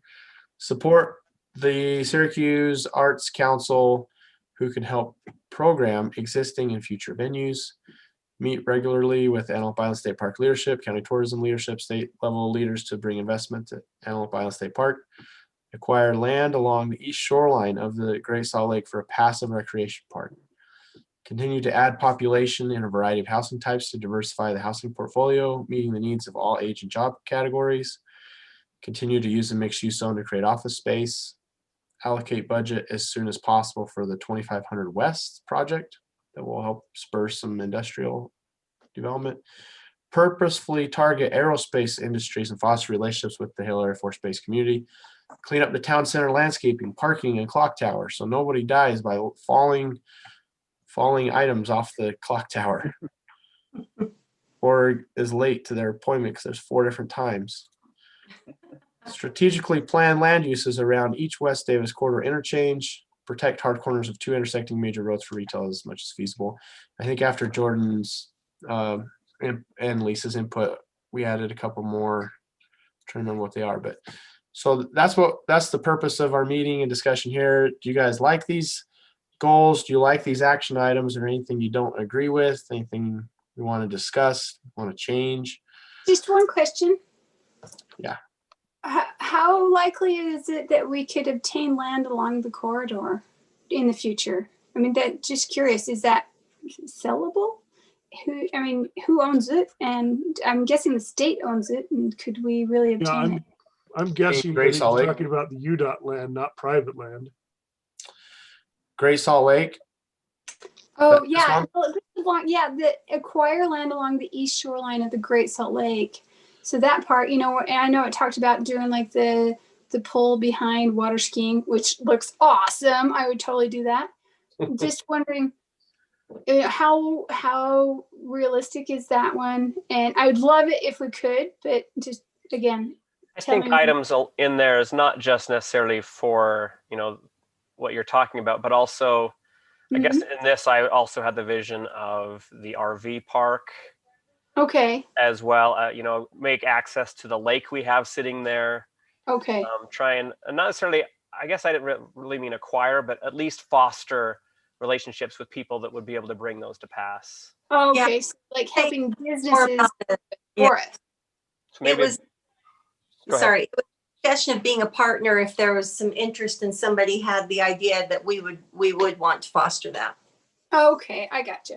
So maybe, Yeah, I guess that's acquire, maybe it's more foster relationships such that we can build that stuff out. Better change that. I do like the idea that Dave had of a zip line from the island back to Syracuse. Oh my gosh, can you imagine if you let go? There would have to be safety They harnesses. strap you in like they do in the jungle, and where is it? Guatemala? I don't know where it is. Costa Rica, But they Puerto strap you in. Rico. Yeah. I've Well, done those. They're fun. this land is for sale now. Wow. So doesn't mean you 4.5. have to buy it now. But you're Not right. at that price. Wow. There's very little private property along the shoreline now, but Right. there's this. It's also just saying, I guess if something comes available, then we might want to look at acquiring it for some of those passive recreation uses that we talk about in the plan, is creating something different. There's a Right. lot of parks with grass, shady trees, plastic slide, but how many parks are there where, especially in the Wasatch Front, where there's a shooting range, trails, fishing, Right. camping, very, very little opportunities close to home without driving into the mountains or whatever. Mosquito abatement. Throw that in there too. Sorry. Yeah, there's a It's few a problem. mosquitoes along here, I'm Just a sure. few. Just a few. Hey, Brody, how did the updated wetlands assessment go? Is the Great Salt Lake still a floodplain? Yeah, they're not done with that study yet, but Okay. so it still sits where they had it before. This green line right here is floodplain. That Current green line. floodplain. Yeah. So along with that, I spoke to the Atlanta economic developer. He's not the current one, but he had previously been a few years ago. And he said that if you don't control the land, you don't get to do your toast. It's essentially what it came down to. So maybe acquire is applicable. We say encourage and acquire, foster and acquire where possible. Gain control, Yeah. dominate. He's like, if you own it, then you get to decide. If you don't, forget it. You're toast. So, but fostering is good too. I'm just Yeah. Okay, so I think the purpose of tonight's meeting was to say if we can adopt this, and I still feel like I don't think this was ever to adopt it. This is a first read. Yeah. We want input. Yeah, this is input from 2 of us. We need to get input from the other 3. And that's, I guess, where I was going with it was I was thinking that, first of all, I mean, you just told us there's major changes since since this, so I'd like to see those. But I still maintain that maybe after the first of the year, we need to do a retreat on this and really focus on it. It's something we need desperately. And I'm not opposed to anything in particular, but I just like to really go deep and see if we can't energize the economic development of the city. That's my point of view on this. So I like it as well, and I agree with what you're saying, Dave, in regards to kind of spending a little bit more time to dive into this condensed version. I think you guys have done a tremendous job in getting this down into a digestible format. One thing that I would like to see potentially is tying the action items back to the goals and objectives rather than maybe a list at the end, just so that we know as they're accomplished what they're related to. And I know some of them might be duplicative or bleed into other areas, but it would help me to understand how the goals and objectives are accomplished. Yeah, I could easily, well, I could either highlight them as they're, or summarize I mean? at the end of each one of these little things, or I could just, where it's listed right here, I could just put a little title, under each. Yeah, or like goal 1, goal 2. Goal 1 is these 5 bullets, or something like that. That's a good idea. I don't know how you do it, but just tying them back together would make sense to me. Also make sure we're not missing anything. Yeah, exactly. And I then think the other, go ahead. well, the other thing I was going to say was I would love to see, and maybe we already do this, I just haven't been privy to it, but just seeing back to goal number 1, the branding effort. I would love to see maybe a goal, an action item to create a marketing guide to promote some of these types of strategic efforts. We've had that in the past. I think it always needs to be updated, but Yeah. So is that kind of what you're highlighting there? Sorry, it's kind of small. Let's see. That's, that's new. That wasn't in the packet. So. Oh, okay. Yeah. So something along those lines, I think, is what you're talking about, right? Yeah, exactly. Yeah. Good what I idea. was going to add is I think that in this deep dive that we take, we probably ought to look and decide what are opportunities that we can really address immediately because it's an opportunity right in front of us. What's going to take some steps, and maybe what are opportunities that we would focus on only if they present something that would lead us to that, because there's certainly some of these goals that we can address and go full on, put our whole attention to and probably accomplish. Others are probably going to be several years in the making. Well, So sorry to interrupt. Sorry, go ahead. finish. Sorry. This is so hard to communicate. So what he just highlighted, I think that's one that weirdly just came about fast, and Right. we've seen some big, and you've probably been watching this, but that sure came about quickly, and I think that's probably where we'd want to focus. And I'm a little bit worried if we don't discuss this sooner than January, that one will lose some ground. And That's a I great agree with you. I don't transition. want to lose ground on anything. Yeah. That's why I highlighted this, because I did want to get your input on this, and I actually want to put it on the agenda item so we can talk more about this specific thing. But I think we can delve into it a little bit if you guys agree to not totally get sidetracked here. I just wanted to tell you guys the progress. No promises. Yeah, it is getting later. We're growing more tired as the time goes by, but so there's a family that wants to partner with the city to create essentially this village, and they're really motivated, and they're really open to just taking a chance and trying something. And it's kind of cool that they have some good vision and good creativity.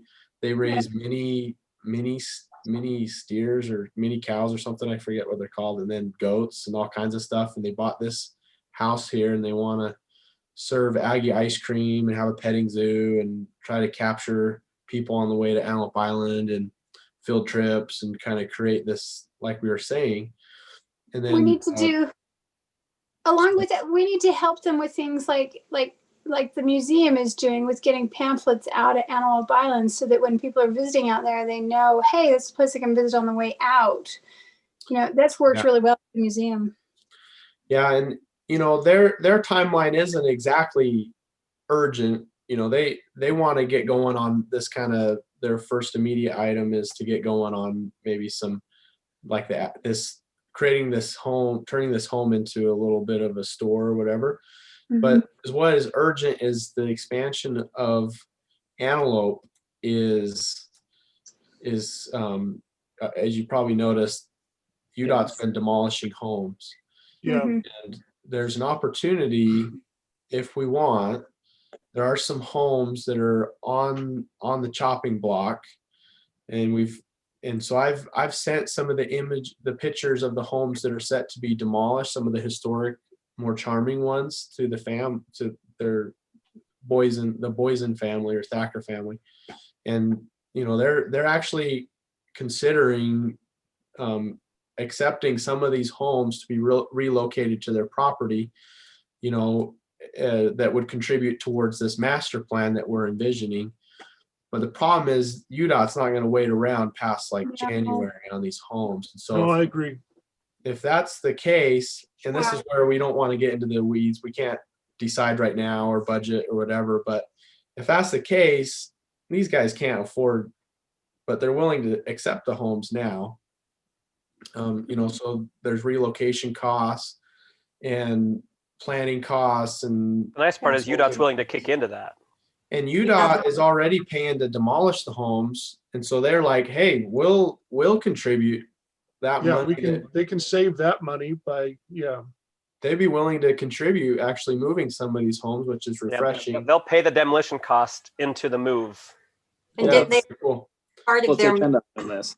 They still have to demolish the foundation and stuff, so they, you know, they can't give us all of the costs because there still are some costs related to kind of clearing the land.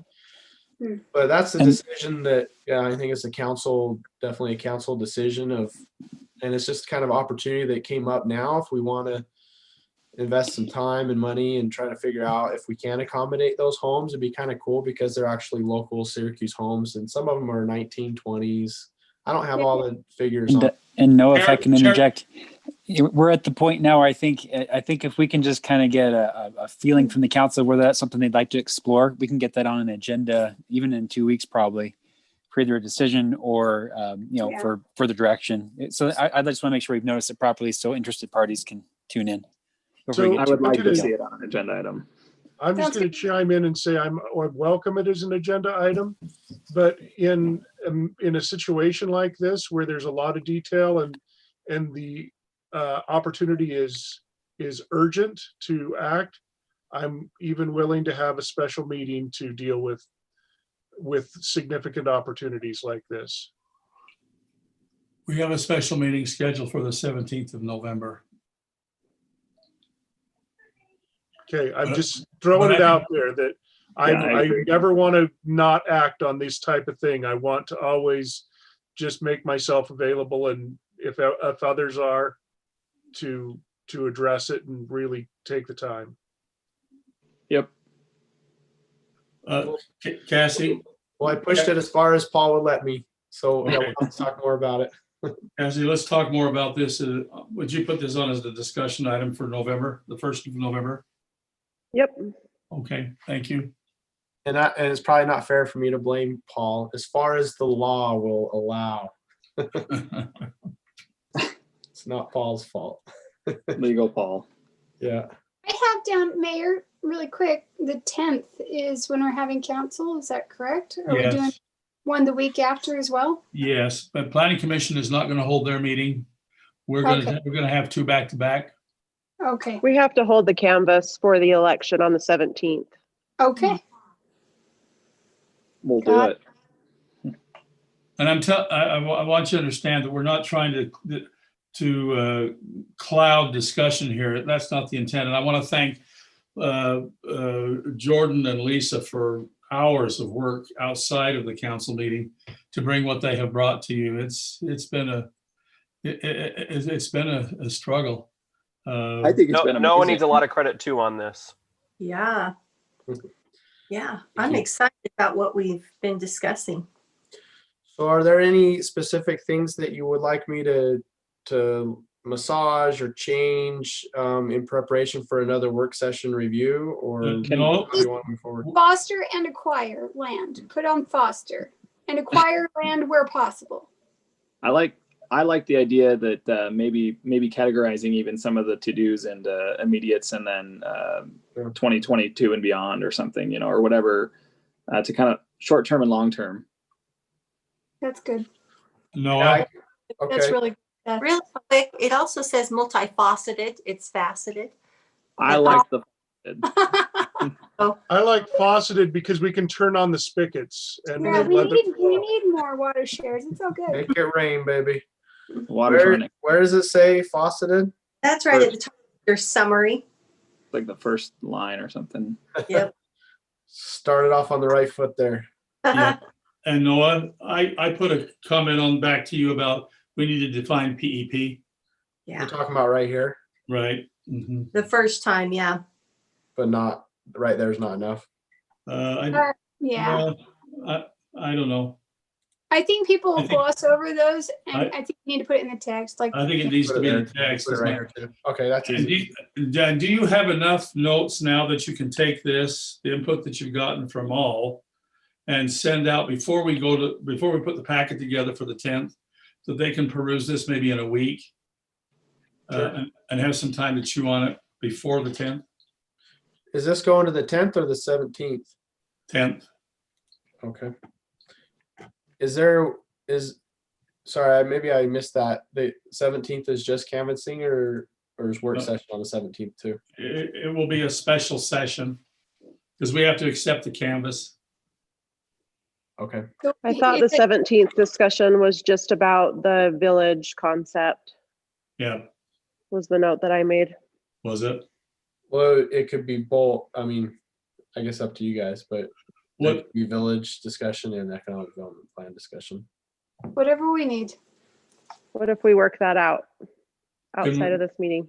we can, let's work that out in department meetings, Love it. Fair enough. but we're not gonna abandon it. You'll be talking more about this than you want to, I guess. Also- Let's- Realize FOSTA doesn't even matter because that's just the summary. It doesn't actually go into what is our purpose statement or anything. So sorry I even brought that up. Oh, Okay. was that like on the Yeah, it looks like it's the the pre. agenda thing? Okay. The packet thing. The packet. Yeah. Okay, let's go to E. Brody and Jordan, can you bring us up to date with the request for proposal on a feasibility study? Yeah, so maybe what we can do, Jordan, if you want, I can kind of frame up what we need to talk about here Sure. tonight, and then you can enlighten us on the meeting from Friday. And we also on- have on Steven the here, latest. and if we have questions. Okay, so city's been talking to On Pitch Performing Arts, which is a theater company, to possibly establish a theater here in the city. There's a couple of items that we're looking at in order to move forward that we need some guidance from the council. One is the need for a feasibility study. So feasibility study is going to help with a lot of things. It's going to help with, assessing the level of risk of the project. It's going to help with fundraising. And it's going to help us understand and communicate the economic impact of this facility on the city. It also looks at, what the actual possibilities are as far as development with the theater and the land immediately around the theater. So in the packet, these are the items we've discussed. When I say feasibility study, what I really mean is a series of studies that kind of paint the entire picture from top to bottom of what this facility is, how it would impact the city, how it could actually be built, and how it would be operated. So it's kind of an upfront study so that everybody's on the same page of how this thing's gonna come out on the back end. In addition to that, as you recall from previous meetings, when we set out our engagement letter with On-Pitch Performing Arts, we talked about an exclusivity agreement. In that agreement, we agreed that we would work with On-Pitch to exclusively to try to establish this facility here in the city, and that they would work exclusively with Syracuse City. That is something that we would need to put on the next agenda, assuming we move forward. One of the complications of this that I wanted to clarify in this meeting was, so On-Pitch Performing Arts, they're not just acting alone. They have a team with them, right? They have a fundraising team and a development team that they're partnered with. In order to do a feasibility study, we would, naturally have, the desire and guidance from our policy to get competitive bids, if you will, on the scope of the study to get competitive pricing. And we would evaluate these firms on their price, but also their experience and our confidence that they can do a good job, that kind of thing. They have a team with them that can do the feasibility study. That does not necessarily mean that the city has to use that team for the feasibility study. We can still kind of bid it out and see if there's another group that, for whatever reason, we'd want to use. We just want to make sure that that they can communicate with On-Pitch in putting the study together. But when it comes time to actually implement this plan and build the theater, On-Pitch already has partnered a development company to work with that they would actually do the project with. So hopefully I explained that situation in a way that people understand. If not, feel free to ask questions when I'm done. So what we're discussing tonight, first of all, in order to move forward with the project, we need to decide if we're going to participate in the study. And the city, in a lot of cases, the city takes the lead on these studies, puts some money up for it. Not necessarily all of it, though. We can partner with all the stakeholders involved if they're willing. One of the options that we have from the city standpoint is we will likely ask for and hopefully get approved a CRA, a community reinvestment area, at the intersection of West Davis Corridor and Antelope Drive in that whole area. And as part of that, we could borrow money from the RDA now to help pay for this study, and then in time, with that future CRA, it would pay the RDA back. And we've done that before. For example, with the EDA up on 1000 West and SR 193, the city paid for a feasibility study, and then now the EDA has been paying the city back. It takes several years, but that's kind of how it works with the tax increment financing. There's also some grants available, and we have, because the deadline was before this meeting, we went ahead and just put in a letter of intent with Wasatch Front. Regional Council. Yeah, thank you. And they, for a grant up to $100,000. So we've got our paper in so that we can still apply for that if you want to move forward. So yeah, that's kind of the discussion, how and if you want to move forward. And But Jordan, do you want to enlighten us on any other items from Friday? I think you covered most of it. Nice job, Brody. Really, it comes down to the fact that in order for us to really continue making progress on this, we want to make sure that this is a financially viable thing for the city to kind of partner. It looks good from the discussions we've had. We need to make sure that we can have a good basis to be able to go through and put money into this and donate the land or lease land, whatever we decide to end up doing. But really, it comes down to the fact for the feasibility study, we just need to figure out what we want to put into it. I know that we already have quite a bit of skin in the game as far as the land, which is multiple millions of dollars. And so we've discussed that. Mayor, are you okay if I ask Stephen if there's anything he wants to add? Yeah, that'd be fine. Mhm. Stephen, are you there? Yes, I'm here. How did we do covering that? I think you explained it very well. And hold on a second. I'll join the party in person. Thank you. Okay. I think you explained it very well. And Steve, would you take just a minute and introduce yourself and where you're coming from? You represent OPA, but you're not part of OPA. yes, we're a public-private development company, and we do culturally led development projects for cities, counties, and universities. Our last project was the Eccles Theater in downtown Salt Lake City, the Broadway Theater down there. And basically, we help public entities put these sort of once in a generation type of projects together.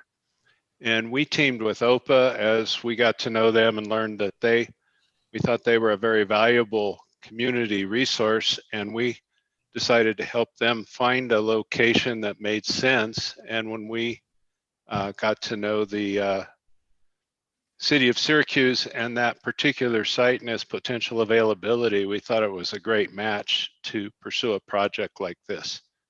So we're standing behind OPA and supporting them, and we have the capabilities to provide the services that are in the feasibility study and then to develop the project if it makes sense to move forward. So that's our interest in the project, and we're here to answer any questions anybody might have about the scope of work of the feasibility study or about the process.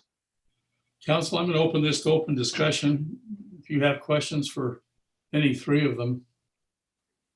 So you have a common organization you use for the feasibility studies typically. Is that kind of where we came up with the cost estimates? We put the proposal together, and basically we lead the study effort, and then we have different consultants we use for fundraising, strategic communications, of course, any cost estimating, and then in-house we kind of do the operating plans, working with OPA, looking out for 10 years out how it would function, and then in-house we also can assist with the plan of finance for the project and developing tax increment or CRA type funding. So we do some of that work in-house, and then some of it we have sub-consultants that do the work. Okay. So one thing of note is on this feasibility study, it's far more than just a market analysis and things like that. It is also creating a concept design, if I understand correctly as well. Is that right, Stephen? Yes, we look at doing the site study, and what's really of interest is with these is how you use an arts facility as a driver of economic impact. And so what we really want to do is look and see how the site could share parking with the park and ride, and then have development around it that would contribute to the economy, but also could potentially contribute to the building the theater as well. So we'll look at that, and we would hope to have a site plan and some concept sketches or renderings before as part of the deliverables of the project, the feasibility study. And then on the timeline, Stephen, what does that look like from start to finish and turnaround? If we can get the study, the whole study funded, we look at 6 months. If we're doing it in pieces and parts as the funding is available to do different parts of it, it can last a little longer. So you do this study and you're part of the group that encourages these to happen. Yes. One of the items that we'll have to keep an eye on is, you notice one of the inputs to this study is the site plan, specifically that which is being developed by UDOT for the park and ride, and where they have not yet started the site design because they're still in the RFQ stage. I think they're selecting a contractor in the next few weeks. So we may not actually have a site plan for, it could be a few months. That can slow things down a little bit. Yeah, that's one of my concerns. Say, I'm a bit concerned about that fact that you're both the feasibility study people and the ones helping build these, because I would say that would make you naturally biased towards, making a positive report. So that's a little concerning for me. Anyway, just a thought there. I share that concern. I think I don't have questions so much as I want to bring up the point that this would need to be a concerted effort. It would need to be both sides contributing, investing. I have a great concern with being asked to front money for a feasibility study that would be for the benefit of, we would benefit, but we're already investing a huge amount of land and dollars in that sense. So I'm wondering what the portion of what's the part of OPA? OPA is a local theater company that is currently a nonprofit, and it does small theater productions, but its primary focus is on education. And they run an operation that has basically students and adults taking theater classes that a lot of students attend, and then they end up at the end of a season or a session putting on a show, and they have voice, dance, writing, and all various theater crafts that they do. And so they're a local nonprofit that was interested in finding a new home location where they could actually operate a theater and put on productions. So the conversation was that they would team up with the Syracuse Arts Council and be able to help support and sponsor the development of this theater, and then hopefully be the operators, would be their interest in it. But So this is would they contribute to the finances of it as well, is the question, I think, too. They are contributing in the sense that they would be part of the team and would pursue fundraising from their donors and other donors. But they're, like I said, they're a nonprofit theater company. And the way the economics of these theaters work is typically, and sort of the model for this is the Mid-Valley Performing Arts Center that was built or is being finished in Taylorsville, is that it's a regional theater. The price tags for these things would run $50 to $60 million, and they would take on the fundraising role. We try to get 20% in terms of public and corporate donations to get these theaters built, and then you try to look at another $5 million or so potentially from the state for tourism and economic development. And then the balance you start to look for in terms of potentially tax increment financing and other forms of public financing. So as well as the further development of the project site. If there's, we hope, potential commercial development around it that would potentially contribute to the project. So what we try to do in these is create these partnerships and then help these entities figure out how to put them together, design them, fund them, and finance them. And that's what our firm does. So hypothetically speaking, let's say that we do the feasibility study and it looks really good. And then the land is made available either through lease or sale. At that point, how does the theater get built? Like where does that, I keep hearing $30 million facility, something 30 to 50. Where does that money come from? That's where we look back to the couple of things. One is the further development of the property that the theater itself, if there's an 8-acre parcel and the theater ends up using 4, but it triggers another 4 acres of commercial development, that would contribute towards it, as well as tax increment financing from a CRA around the theater, that the theater would become sort of an anchor to increase development in that area. So those are a couple of the ways that we would look at it. So basically the CRA is what's funding the theater. That would be a significant portion. So that 20 million would probably, go ahead, Lisa. Sorry, so the taxes from our other surrounding businesses would help fund this? Yeah, in the future. Typically there's a bond against that tax increment. So it's paid for over time. So we're looking at another bond. Not yes, but it would be for tax increment financing, not a general bond, but we would look at whatever sources are available. Yeah, typically, so these are typically kind of a revenue bond, if you will. You're bonding against the future tax increment that will grow in that CRA. So the money, the money doesn't come from general fund tax dollars of the city. It comes from the increment within that CRA.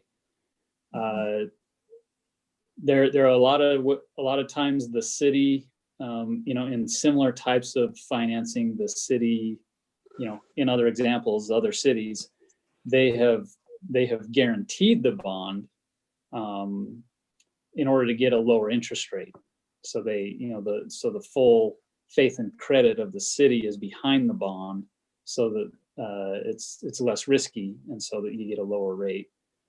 So there's all kinds of ways to do the financing. One question I had for you, Steve, though, is typically what do you see as far as the percentage of the cost of the theater that is financed versus the percentage that is sort of paid in cash, if you will, from upfront donations and things like that? We on a project of this size and scale would try to look at 20% of the costs from sponsorships and philanthropic donations. And then we try to look for probably another 5% from the state and other sources like that. And then we would look to the city and the county and the CRA to see how much we could get to pay for it in that way, and then figure out what we would have left. But you also have to look at, there's some potential to the additional value of the property, because if the city is putting in that kind of an anchor in a site, and then there's other developable land on that site, that also creates a lot of value. Yeah. So it could be somewhere in the 30% of it is funded with cash up front, and then 65-70% of it is financed over time. Yeah, and there's various formulas or strategies to take for that. So that's sort of what we try to work through. That's part of the work of the feasibility study, is to figure out what kind of strategies make sense in Syracuse on that site. One of the things, Mayor, if I could, I want to speak to the council a little bit on, just so we have the perspective on this. When it comes to economic development, and this goes not just for this project, but for a lot of things we want to accomplish in the city. A lot of times the city has to take the bull by the horn and get aggressive. And sometimes that means spending money. Sometimes that means spending some significant money. And sometimes it's at possible risk of, that money not panning out to any return. And this is something that Better Cities advised us when they were talking to us, that if you just leave the market to its own devices, you're just going to get kind of a hodgepodge of run-of-the-mill development and commercial that you see everywhere. If you really want to create a place that's kind of unique and that sort of thing, the city has to be aggressive. Now, when it comes to this particular project, I think the reason, and I think Steve mentioned it, the reason the city is being asked up front to pay for the feasibility study is, it's sort of the anchor, the loss leader, if you will, that will bring other things to the city.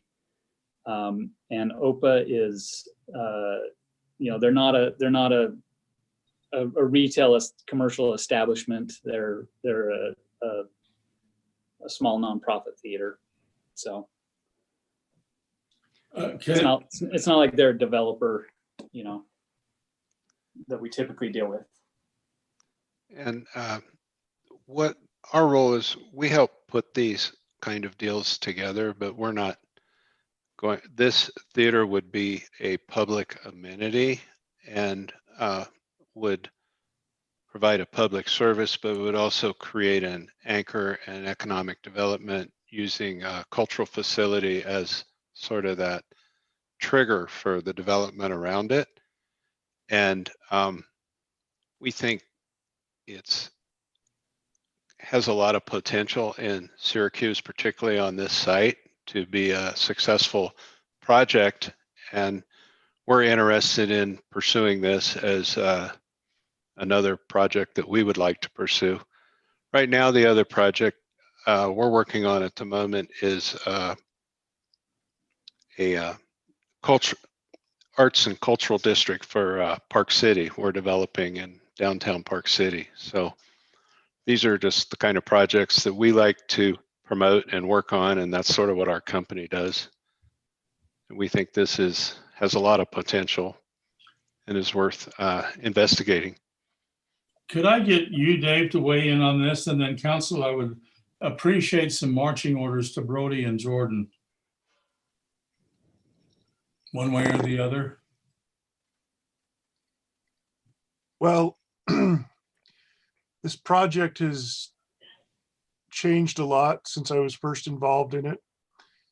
Right now, I think that some of the concerns that have been exposed by the council are valid. I think that the fact that the city is making a huge investment by providing land that they couldn't get without, it's the value is millions of dollars. And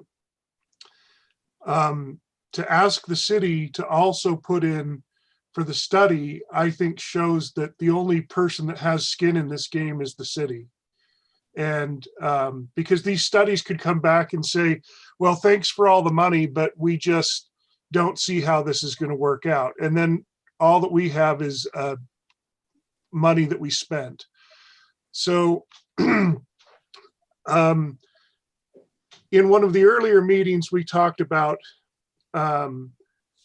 ownership of the remaining facility, not in terms of who runs it, but just in terms of where the taxpayers' money went and what comes to it. And abruptly, we were told that the city gets a very small percentage of the ownership because they're only putting in land. Well, at this point, we would be putting in land, all of the money up front, and OPA is really putting in nothing. I mean, they're part of the team and they'll go help fundraise, but that money doesn't come from them either. So the idea that the city would be minimal partner in this concerns me, because that means we're spending a lot of taxpayer dollars, and we're just trusting that somewhere in the commercial element it pays us back. I do believe in public-private partnerships. I do believe that there's the potential for this one to work, but I don't think in this case it's worth putting our money into it, because the only potential loser here is us. Nobody else loses if this doesn't go well. The city lost its money. The city has, in all of the investment. So I've lost faith that this is the right use for this money. Okay, council. If I could Yes. say something, there is nothing in what we've talked about has addressed that OPA would own the building. We see this as being a city asset. Part of what our study looks at is what's the best way for this project to be developed, and that includes how it's owned. And many of these projects, it's really in the best interest of the cities or the counties or the entities to create a nonprofit entity that ends up being the owner.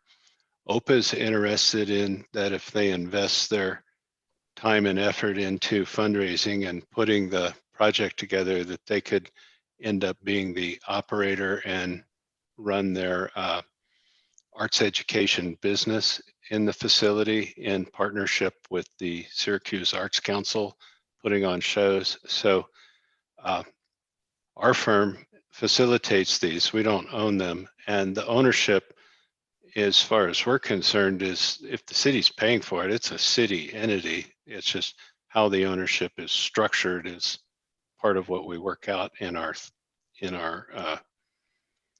study. And when we do this study, it's done in conjunction with the city. And as we go through the steps, there are incremental decisions that need to be made as you go through this process. So we are basically working for the city, and we're working with OPA, and we're trying to figure out how to best structure this so that it can actually work. And that's kind of what we bring to the table, is our knowledge and ability to put these things together. So the work to figure out how to put it together is what we do. And generally, we make our money as a firm primarily doing the development as part of a developer fee, but we're not owners. And our job is to try to figure out how to get it put together so that it works. And the study portion is a lot of effort on our part and on OPA's part. We've asked them to participate in fundraising for the study, and we have already been in discussion with the county and would like to see if we could get them to contribute something. And we were the ones that sort of initiated the contact with the Wasatch Front to see if we could get the $100,000 from them. So we're basically a service provider in this process. And I don't think OPA is trying to get funding for a study so that they can own the theater. They're very clear that their interest is in contributing as much as they can, but they would like to be an operator, be an asset to the community. But it would be a city facility. Well, we were in the meeting together and I suggested that it would be a city facility, and I about had my head bit off that we would not be an owner. We would be a small minority partner. And I don't know how that suddenly changed, but I'm inclined to believe there's a problem with that structure. It was somebody else named Swisher that attacked me for that thought. So. Well, I think there is a misinterpretation of what she was talking about at that time, but Council, can Brody and Jordan need to know how to represent you? We So- need some marching orders. So I don't have a whole lot of concern that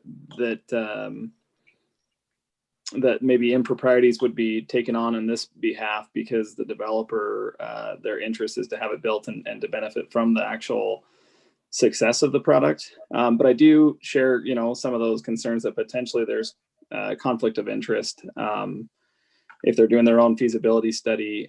Brody, you mentioned in the beginning, potentially there would be an opportunity to put out to bid those kind of services. Does that even exist? I mean, because it's such a niche kind of thing. I don't know. Dave, you're saying no. I mean, the idea is we would put it out there and see who is interested, and then we examine, their credentials and their cost, and pick who we think would do the best job. If there's only one out there, there's only one out there. If there's two, then we'll look at both of them. So yeah, that's what that is. So as far as, well, I was going to say, as far as like the potential for the 100K from Wasatch Front, and then some fundraising from OPA and the county, at that point, are we somewhere close to, do we have any kind of, is it just a complete shot in the dark as far as what the CRA commitment would be? Well, for the whole study, depending on, if all of the studies are done, listed there, you're probably in somewhere between, $200,000 and $300,000. So what is the likelihood of getting that grant? Shot in the dark? 50-50. 50-50. Well, the fact is that grant doesn't cover it. It doesn't even cover half. That's my biggest concern. Exactly. I'm just saying that we can't bank on that helping us. There's no guarantee on it. I think at this point, we need to know what the ask is, the real ask. And is this what we really want? Are there other types of attractions that we want, say, kind of like on the Gardner Village thing, and investments there? I'm just, it's kind of awkward in the moment, but is this what we really want?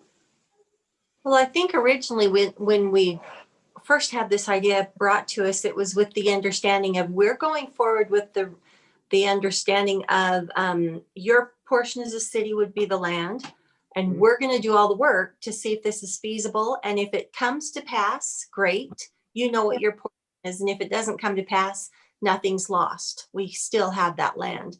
But now we're being asked to be the only one investing in this study. And I understand that it is common for a city to do a feasibility study. However, in this case, we didn't pursue this opportunity and haven't looked at other options either, because as I mentioned, the first idea was our portion would simply be the land. Let's see if this is something that we can work out. So I have a concern that we haven't even looked at any other possibilities for that land. This is the first one. And if we were really excited about it, and this was the only thing that came to mind of what to do there, then I would say, yeah, we need to pull the trigger. But I don't think that we've done due diligence up to this point to even look at any other options. We know that we have a temple being built right in that vicinity. That could open up other opportunities. I don't think that this will be the only draw into our city. So I think that we need to be wise in maybe taking a look at what some other possibilities are. And if we decide this is where we want to go, then that's what we decide. But I don't think we've done that homework yet. And the other thing I would suggest is, just as Dave said, we're the only ones that lose anything at this point. So once again, I go back to what the initial idea was, which was you guys bring the land to the table, we'll bring the rest. And I'm not saying that we wouldn't put in our part or try to make it a success, but I do have great concern that the only person that, if this goes south, the only people losing are Syracuse City. There should be an equal, if it's only Syracuse that profits from it, that's one thing, but that's not the case. We are a partner in this, so it needs to be the performing arts community. Even if they're nonprofit, there have to be assets that they put into place, the development company, and then us. So if there are 3 people involved in this, then, or 3 entities, I believe 3 entities should be involved from the very beginning. So those are just my feelings. Where do we go from here? A little more homework, maybe? Maybe a little more homework. Yeah, and I think that's something, you know, that can be done as long as we're quick and diligent with it. They obviously have a time frame that they're looking at. That makes sense. To get the I think project at done. this But point, Brody, I just think at this point, if you're asking me to commit our money and without anybody else committing money, the answer is no. And so if that's what it's going to take for this to go forward, is we put up more money in addition to the fact that we're invested in it with land, then we're the only ones at risk. And I think it will be that way for a long time. So I'm not willing to continue. David, does the Wasatch Front Regional Council grant a player in your mind? No. Lisa, is the Wasatch Front grant a player in your mind? Not enough. Okay, Corinne, the fact that we may get $100,000 grant from, is it a big enough player in your mind to keep going? I think I'd want to put it elsewhere. Sorry. Okay. Staff? I think, yeah, that would definitely be a conversation starter to look at what other efforts can be done. I would hope that kind of would be formulating in the same time that we had some picture, getting a little bit more clear on the fundraising efforts and everything else. So this is where I just want to chime in on this. For me, the Wasatch Front Regional Council funds definitely play a huge role in this. I also want to give OPA the chance to see what they can fundraise. If they can come up with a significant portion, and maybe the ask for us ends up being something closer to 40K or 50K, somewhere, maybe it's even 80K. But once I see that everyone's committed, I want to give OPA the chance to really dig in and see what they can come up with. I'm not willing to abandon this just yet. So I would kind of like to see where we go with the Wasatch Front Regional Council, what OPA comes up with, and then make the decision at that point. So would you do that more homework kind of thing? Yeah, if that's what we're calling the homework, then yes. That's the homework I was talking about, because I'm not saying we're not going forward with this. I'm saying that there does need to be a partnership with the 3 entities, and let's look into, because if our portion ends up being a third of that cost or half of that, then it is something that we can look into. But if it's us coming up with the 285 and we can get 100 from a grant, then we're still looking at a large portion of money. So I think that the homework is wise. But I do think throughout this project, we need to make sure that there is everyone contributing. It's not just the city builds a building and OPA moves in as a university in a city building. I want to make sure that throughout this whole process, OPA realizes that there is skin in the game for them, and they have to come up with real funds. If we're asked to pay 80% of all of this, then at that point I'm out as well.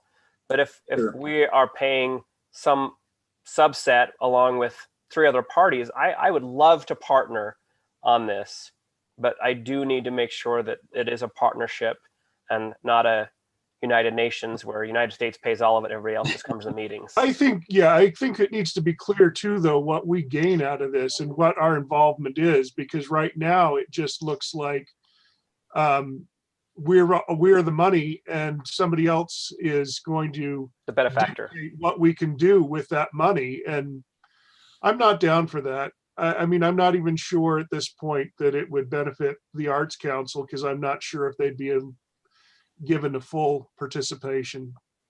Mayor, can I throw a couple things out? Yes. To the council, and these are just options, however you want to go is fine. One of the options you could do is we could break up that feasibility into a smaller portion that actually finds out what the market analysis economic, is. what the economic impact to the city is with one of these facilities. And even maybe the market analysis. Those are probably the two. If it would be successful, is that what you're saying? Yeah. And then those two things would would shed some more light on how valuable this would be or wouldn't be to the community. I think where you want to get to a point is, would you want a theater like this in Syracuse, or would you be okay with it being, in another city, like Clearfield or West Point or Clinton? There's probably going to be a market in North, in West Davis. And do you want Syracuse to be the one that has it? And if you're not, really sold on that, then, we can let these guys go. If you think that that's worth having or might be worth having, then maybe we can do the economic impact study. And then you can kind of see what kind of actual financial benefit it is to the community. Just an option. So, I appreciate that, but having been a part of these in other places, I think there's no question that it would be a good opportunity for the city if everything works out and everybody it operates at full capacity. I think that's wonderful. I think we could be a real anchor for our city economically. That's not my question. I think the question that has to be answered first is what's realistic that can be raised to build this? Because if we're going to build this off of the CRA and there's not really any fundraising coming, and I mean like a huge chunk of fundraising coming to build this, and the burden is all on us, we're just paying it back for years. We're not really getting anything out of this. What happens when you get major donors? For example, I know the Hale is far more established, but I went down and sat down with the owner of the Hale, and we had a very in-depth talk, and their investors were just, they were already invested like 90% before they broke ground. If we're going to be in a situation where the city is going to be the 90% fund source of money before we break ground, I don't know that there's going to be enough donors to balance this out. And in the end, everything that comes out of the CRA and everything that comes out of tax increment and everything that comes from our funds, I think is our ownership percentage. I don't want to turn around and then bequeath that ownership percentage from all of the city gave up to somebody else. So if we build a building, we would lease them space to hold their classes? Yeah, if we are going to own it, if we built it, then they could lease it back, I guess. And then we make our recovery from the lease. But I just think the first question is, can they raise any money? If they can't, and if they can, maybe they can pay for these studies. And if they can pay for these studies, then maybe we can see where it can go from there. But if there's no input from the other side, we're the only ones putting it out. We're the only ones at risk. And that I'm not willing to go down. I've seen this be very successful on a large scale in many other cities. And what it takes people who are equally invested. And right now we only have one side invested. Let me call the discussion for this evening and send Brody and Jordan back to the meeting. We've been meeting weekly. I think you've heard the feelings of each member of the council, Jordan. Mm-hmm. And let's see what can be worked out in those meetings, what can be brought back. Okay. Okay. We'll go over it. Okay. All right. Thank you, Steve, for joining us. Thank you, Steve. Appreciate you having done that. Okay. Cresta, do you want to, let's talk about the football season equipment. And Dave, you were one who wanted to discuss this a little further. Okay, I don't think this item needs much explanation. You guys read the staff report and then the email Paul sent. that explained the liability concerns of staff with allowing of the football equipment to be used postseason. I know some citizens are thinking that it's just we don't want them to use equipment, and that's not the case at all. We would love to be able to work with them, but obviously with them using the equipment, it extends their season, which then is an added liability issues for us. So not allowing teams to use our equipment postseason, which in turn would extend their season, has been a policy for several years on the advice not only from Paul this year, but of 2 previous city attorneys. With that said, if the council would like to adopt the new policy, the staff would be more than happy to support that decision. Does that same thing, sorry, go ahead. Go ahead, Jordan, please. So does that same policy apply? So let's say we have them check in the equipment, and then at that point we say anyone who wants to rent equipment is open to do so. Does that change things? Paul? Just like an additional fee for service kind of thing?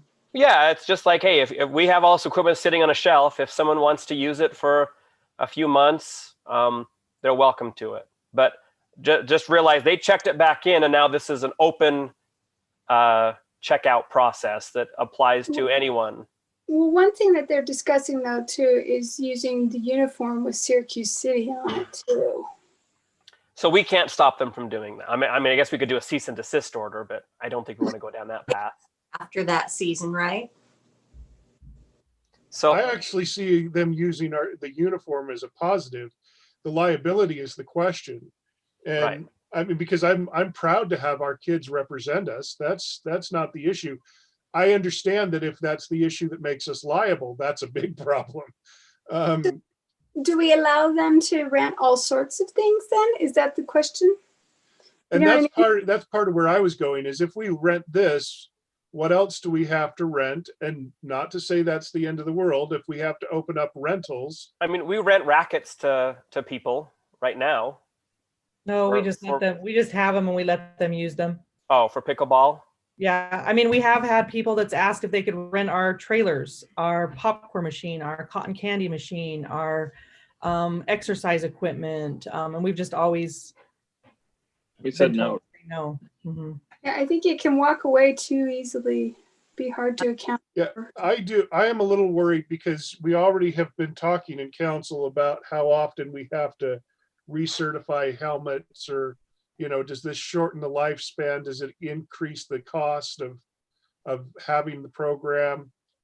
I don't know. Those are questions that could be compensated for with the rental fee, I guess, if they want to rent it back. What if I'm of the opinion that it's working, so don't fix what's broken, not broken, don't fix it. Leave Paul, it. can you weigh in on that? If they turn in their equipment, then we rent it back out, does that do for us? It would represent a little bit clearer of a break between, the official city program and private use. I think when push comes to shove, if you got a severe injury or claim or something, then that would be seen as probably more of an illusory break. So I think it might reduce, potential liability a bit, but I don't know that it certainly wouldn't eliminate it. If that's a big enough answer for you. Yeah, another thing is to think of, it's not just for these postseason tournaments. We had one of the reasons why the attorney said no too is we had people that were keeping the equipment and then using our equipment in indoor football. So it's not, I think it's not going to be just about this postseason. It could be for any reason that they want to, rent our football equipment. Do we do it for a season? Do we have, what are our breakdowns for how long they have it? So we check it out to them the week before it starts. And then right now we have it November 1st because our mini bowl is October 31st. But we're going to put it next year we try to get them to turn in the equipment the Tuesday or Thursday after their last game. Because it's really hard to get all the equipment back. Like we're trying for months to get equipment back. Oh yeah. Can you do it for a week? I'm sorry. What was that? I can't hear. you have to decipher what we both just said. So I was just wondering, is it something we could do per week? Like if there is this kind of bowl game that they have going on that takes some, that they choose. I don't think we even ask that question. If we're going to do it, which I'm not saying we are, we just say, if you want to rent some equipment, you can rent it, but and the we cost say has to. for a certain amount of time, like, how long would we want to give that option? Like, Here's when the other question though, along with this, is it then where do they practice? Is there liability for their practices when they're practicing? Are they practicing on our fields? If I'm they're just, pu- it See, just you can't grows. stop people from playing in a park. You And- can. You have a policy, Jordan, that you guys put in place that any organized team has to rent. Yeah. the- They have Yes. to pay if they're an organized team.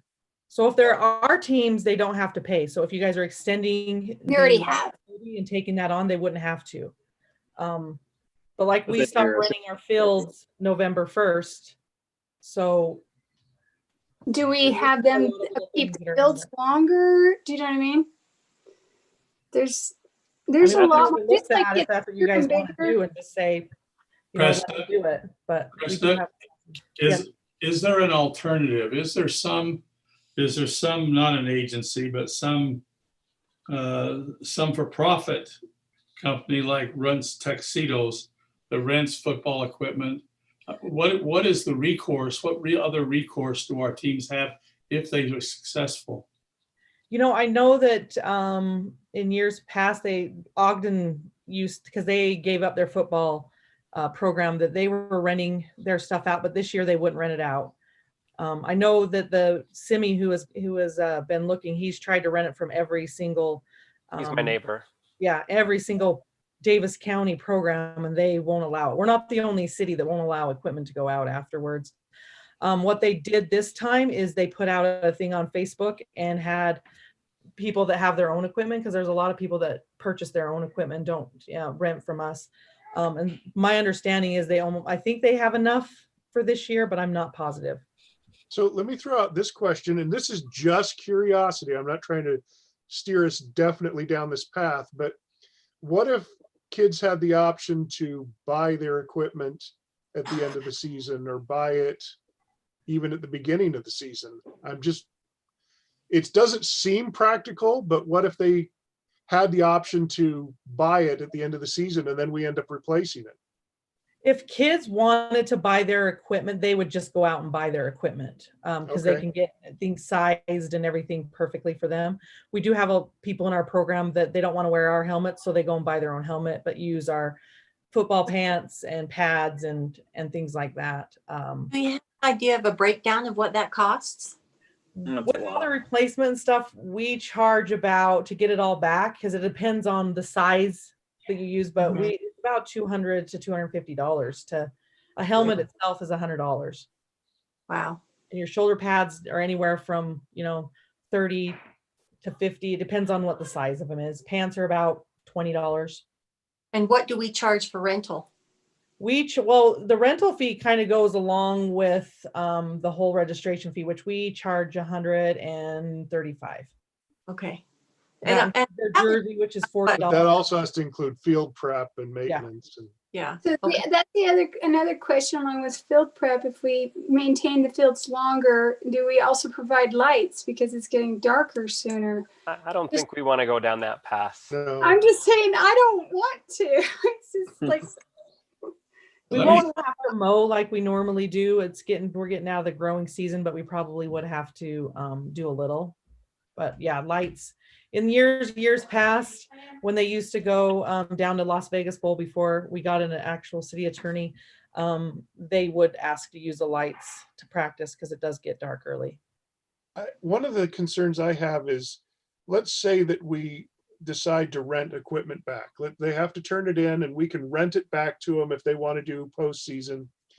Where other cities don't do this, would we start getting a flood of other cities coming here and their teams wanting to rent our stuff because we're rent? And that doesn't mean we have to rent it back to them, but that's the question is, if we wouldn't- start in, I yeah, would say we shouldn't do that. I would really what agree we're with gonna end you up because doing you never know. Is Yeah. the kid's gonna bring their equipment, they're gonna sign it and we're just gonna let them take it. They're not actually gonna turn it in and then we turn it, because we fit it to their bodies at the beginning of the season. Right. So Head, so shoulders. that's a complication I could see coming from that, is people saying, well, why can't you get somebody to go rent it from there? Or But you're right, it would make it, if we are talking about saying, okay, we're going to complete this contract, now you have to physically come in, bring us your stuff, and we will literally hand it back to you. So there's a full break and you Yeah. sign a contract. I can see that being something that might work, because then you're not talking about anybody coming in from another city who's saying, I want all new stuff. right. Rusty, you said this would be a short discussion. We do. Hey, I just said there, I didn't need to explain it. You guys need to be the ones.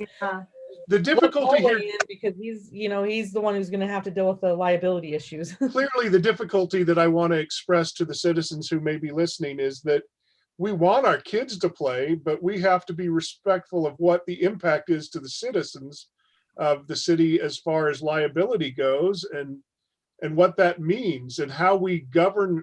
We don't have a policy here, so how do we manage this type of policy?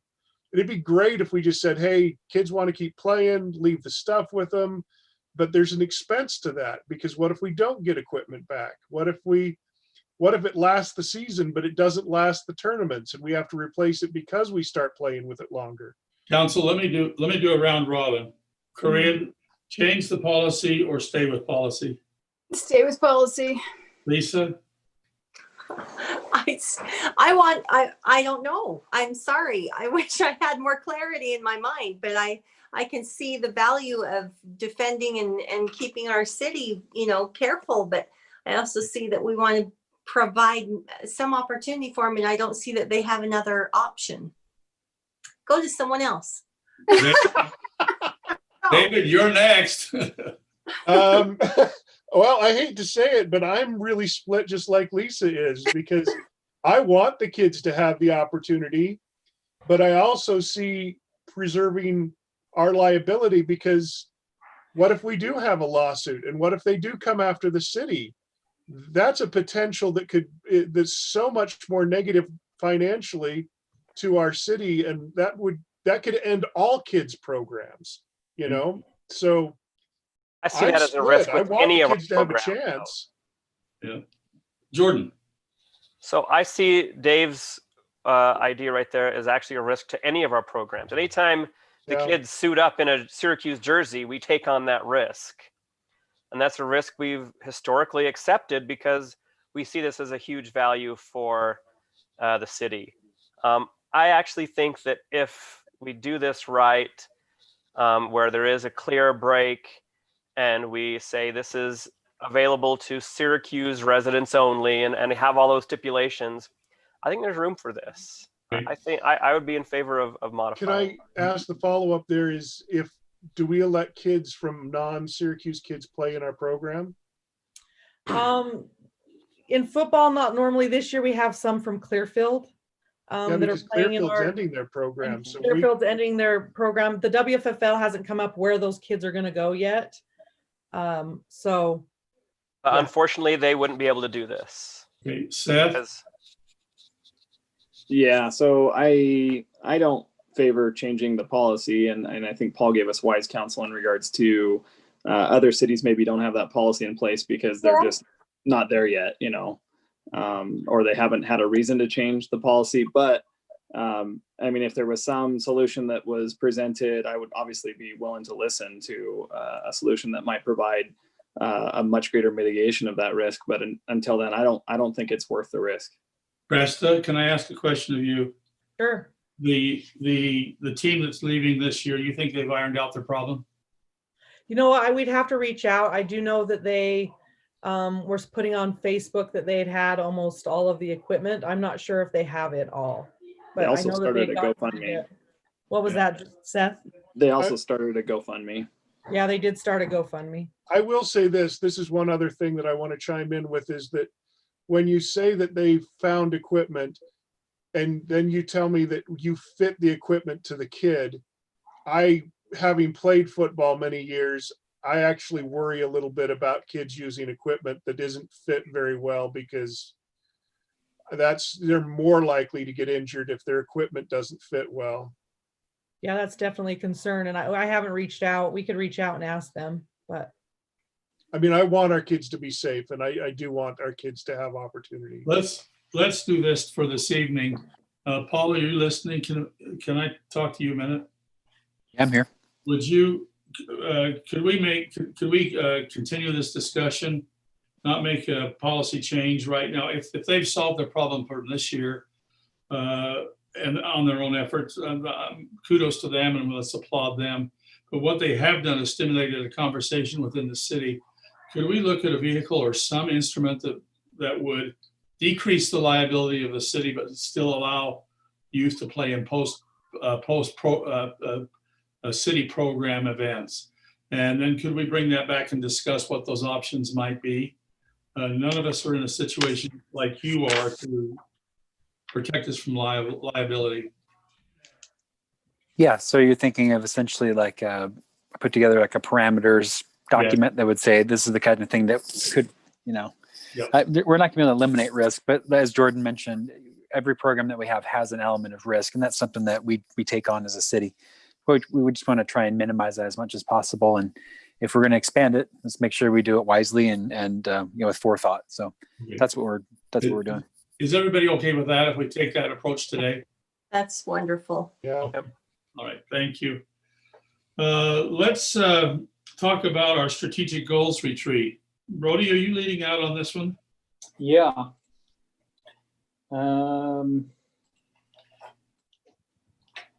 Okay. Well, so each year we do a strategic goals retreat. That is a precursor to our annual budget retreat.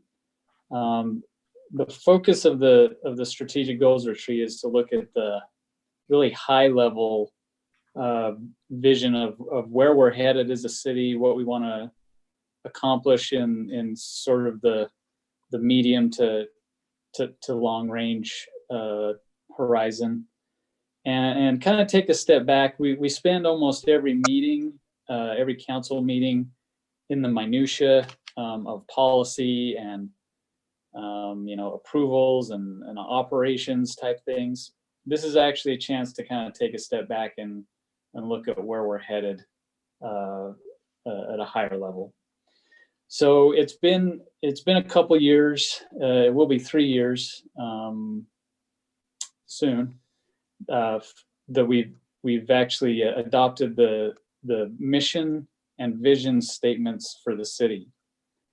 Those are the primary guiding statements that the council establishes as the policymaking body of the city, that actually sets the tone and the direction for all of our operations, all of our programs, and our priorities. And so that function, while a lot of times it feels esoteric and kind of out there, it is probably one of the more important things that the city council does, because it actually turns the ship. And so and then when we get down into operations, we actually look back to where we're actually headed in order to run our programs and our policies. So looking at doing the goals retreat, we sent out an email a while ago to see if January 8th would work. That's the date we're looking at. It's a full day retreat. That's Friday. And I've listed here kind of a suggestion of things we could put on the agenda to cover. First of all, we want to revisit the mission and vision statements. Prior to that meeting, what I would do is I would ask all of you to identify and submit any of the vision statements that you want to either delete or modify, and also any vision statements that you want to add. And we get those up front ahead of time so that when we go to the retreat, we can actually discuss them. Other items that could possibly be reviewed include, we could take a look again at the Zions Bank financial model to see where we're going on the 10-year projection since last year. We could look at our 5-year parks and infrastructure plans to see how we're doing and if we want to rearrange priorities, funding years, things like that. We do have a major item that we'll be discussing coming up with paramedic service in Davis County that is going to affect the city. And then we've also got, staffing plans and our goals for our general plan. So there's probably more there than we can fit in one day. And so tonight, what I was thinking is we could talk about what are the issues we will address in our strategic goals retreat. So with that, Mayor, I just wanted to kind of open up and see if there's any other thoughts from the council. It might be good too, Brody, to mention at this point that this strategic plan needs to be revamped because we've accomplished about 80% of what was on there. Right. If we were looking at tick lists and things that we've checked off, and I thought to mention that when Jordan was talking about the economic development plan, that when we do our goals, that we have some kind of a checkoff box when we've accomplished those. But council, we're at a point where we've probably accomplished 80% of what we did in that strategic plan 3 years ago in November. So, Yeah, if you recall, so this document, this is our strategic operational plan. What we do is we take your vision statements and we boil it down into actionable items that we, the staff, will accomplish. And it's designed to be kind of a 2 to 3 year document. And so we're getting the end of the life, like the mayor said, we've accomplished about 80% of what's in here in 2 years. And so it's kind of time to revisit it. Brody, can we receive hard copies of that? I know we've, got virtual or digital versions, but sure. Is that something I can get a copy of? Yeah. This Yeah. helps with the tangible piece that I can mark up. Likes to color. As far as Exactly. you had listed, Brody, I think a financial plan is always going to be number one. So I think, your first one that you had listed, that's definitely got to be part of the discussion. And when David talked about a deep dive, that might be something we could do as part of the strategic plan, is on the 8th, is spend a considerable amount of time on that economic development plan. And are we in person or is this going to be, do we know yet? We're not sure yet. I mean, 4-hour council meetings are fun, I but think 8-hour. I 8 think- hour ones? We could all turn off our cameras and lay down while we listened. No. I think we have to talk about the paramedic shift. I don't know that that has to be as in-depth as it eventually will have to be, because it doesn't take place this year, does it? Well, it could. We'll actually, we've got some information that we'll have ready to you by the November meeting. So we'll get into that a little bit actually in November. Not all of us are paramedic experts, so I understand that, but it is something we have to make some decisions on. Yeah. Yeah, so that one we may actually be further down the road by the time that January meeting hits. Okay. And you'll have a better understanding of where we are on that. Has the county made their decision on how they're going to do the funding of that? They've put forth some suggestions. It kind of takes a coordination with the cities in order to work. So again, I'll cover that with you at the next meeting. Get into it now. But yeah.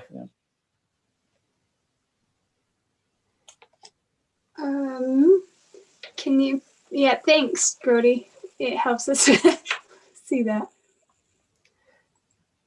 I think part of this would also be the economic plan. I think it'd be good to get that in there. I hope maybe we'll have it done by then, but I'd like to spend a little time on that as well. Yeah, I'd like to kind of earmark this with that we're touching that up at this meeting and, putting the lipstick on.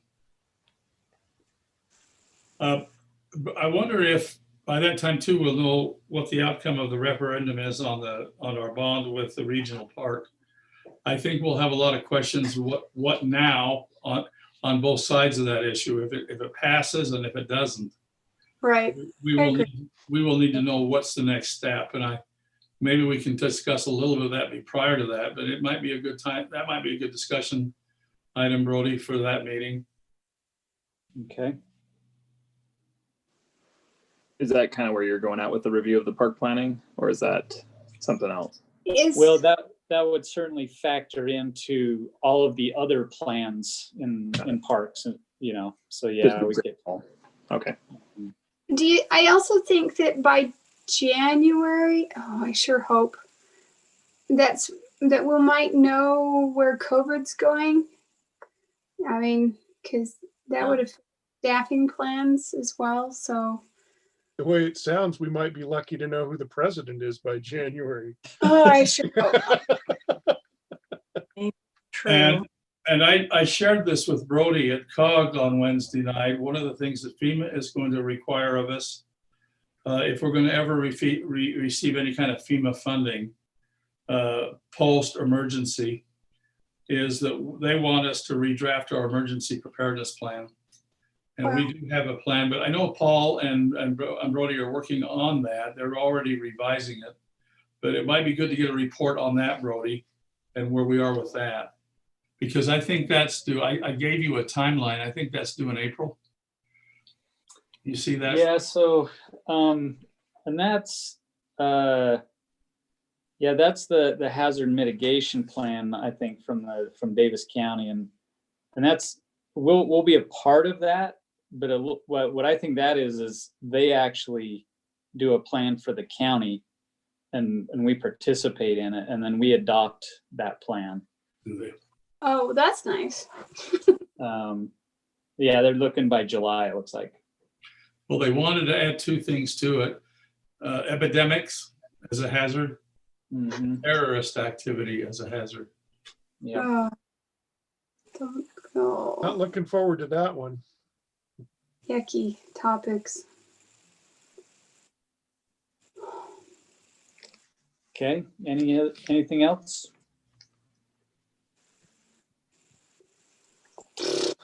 I think There's only the general plan is actually pretty decent because we just wrapped that up. But are you saying like within the general plan finished is kind of a what next on that? Is that what you're saying there? Yeah, when I say review of general plan goals, it's more of like a refresher of what you've already adopted, and to kind of guide you in the upcoming year as to what we're saying in the general plan. You know, that might spark a discussion on if there's any amendments to the plan that you want to make, but that's not the intent of the discussion. Right. Okay. Interesting. I can't think of anything to add to this other than the items we've discussed. So nice I job, assume Brody. it's still open, right, Brody? At some point, if something sparks our interest in the next few weeks, we can probably send it your way. Sure. Yeah. I mean, there's only 24 hours in a day. Not that the meeting is going to last the whole 24 hours, although it could. So we want to make sure we want to focus our time on the items that are most important to you. We're probably there. Okay, thanks, Brody. Let's go around the horn with discussion of future agenda items or council announcements. Seth, do you have any comment there? No, nothing right now. I'm good. Just remind people to vote. Okay, David? Nope. Nope. Lisa? Yeah, okay, so you had asked me to give a quick little blip about what I learned with this USU Extension Services and 4-H Teen Spheres of Influence is what it was called, because I attended this training. We were talking about, we received a $500 grant that allows training in-house for youth and adult leaders, as well as a twice yearly training. So that was the one that we were questioning whether or not that's something that we would be able to go out of the city for. But in the meantime, the first one was going to be in January and it's been canceled. In the meantime, they can come to us and do a lot of training with our kids and with our adult advisors as well. And so they will do that about at the mid-year mark. That's when we'll need to be concerned about having some of our kids going out of the city. So do we want to ask Paul about that now, or is that just something you want a quick report on? Well, we when we were presenting to the adult advisors, we talked to them about rules of play. And I don't know, Paul, with the youth court and with now the youth commission, if they leave the city and go overnight with adults, do we have parameters for guiding that? I know that with the youth council in the past, we had parameters that we adopted, and I don't know if I don't know where they're adopted, but I know that we had requirements for, the chaperones had to be background checked, insurance requirements for vehicles, those kinds of things. Yeah, I'm not sure where those exist in writing. I think Shauna would probably be the one who was dealing with that in the past. Okay. So maybe that's something we can address when we do the bylaws. Yes. Yeah. Let's. Okay. And I just want to give you a real quick breakdown. I've interviewed 5 youth in the past couple of weeks. We're doing some CTC adult advisor training tomorrow morning. I also talked with the principal of Clearfield High, Chris Kime, to get more youth involved in the Youth Commission, specifically the internship program. And West Davis Chamber of Commerce is wanting to use the Clearfield High's food pantry as a fundraising donation service this holiday season. So they will receive food or donation school supplies, coats, anything like that. So I just thought I would let you know if there's anything you want to donate to that. That serves Syracuse kids as well as Clearfield kids and families. I will be attending a Zoom meeting this week for Wasatch Choice.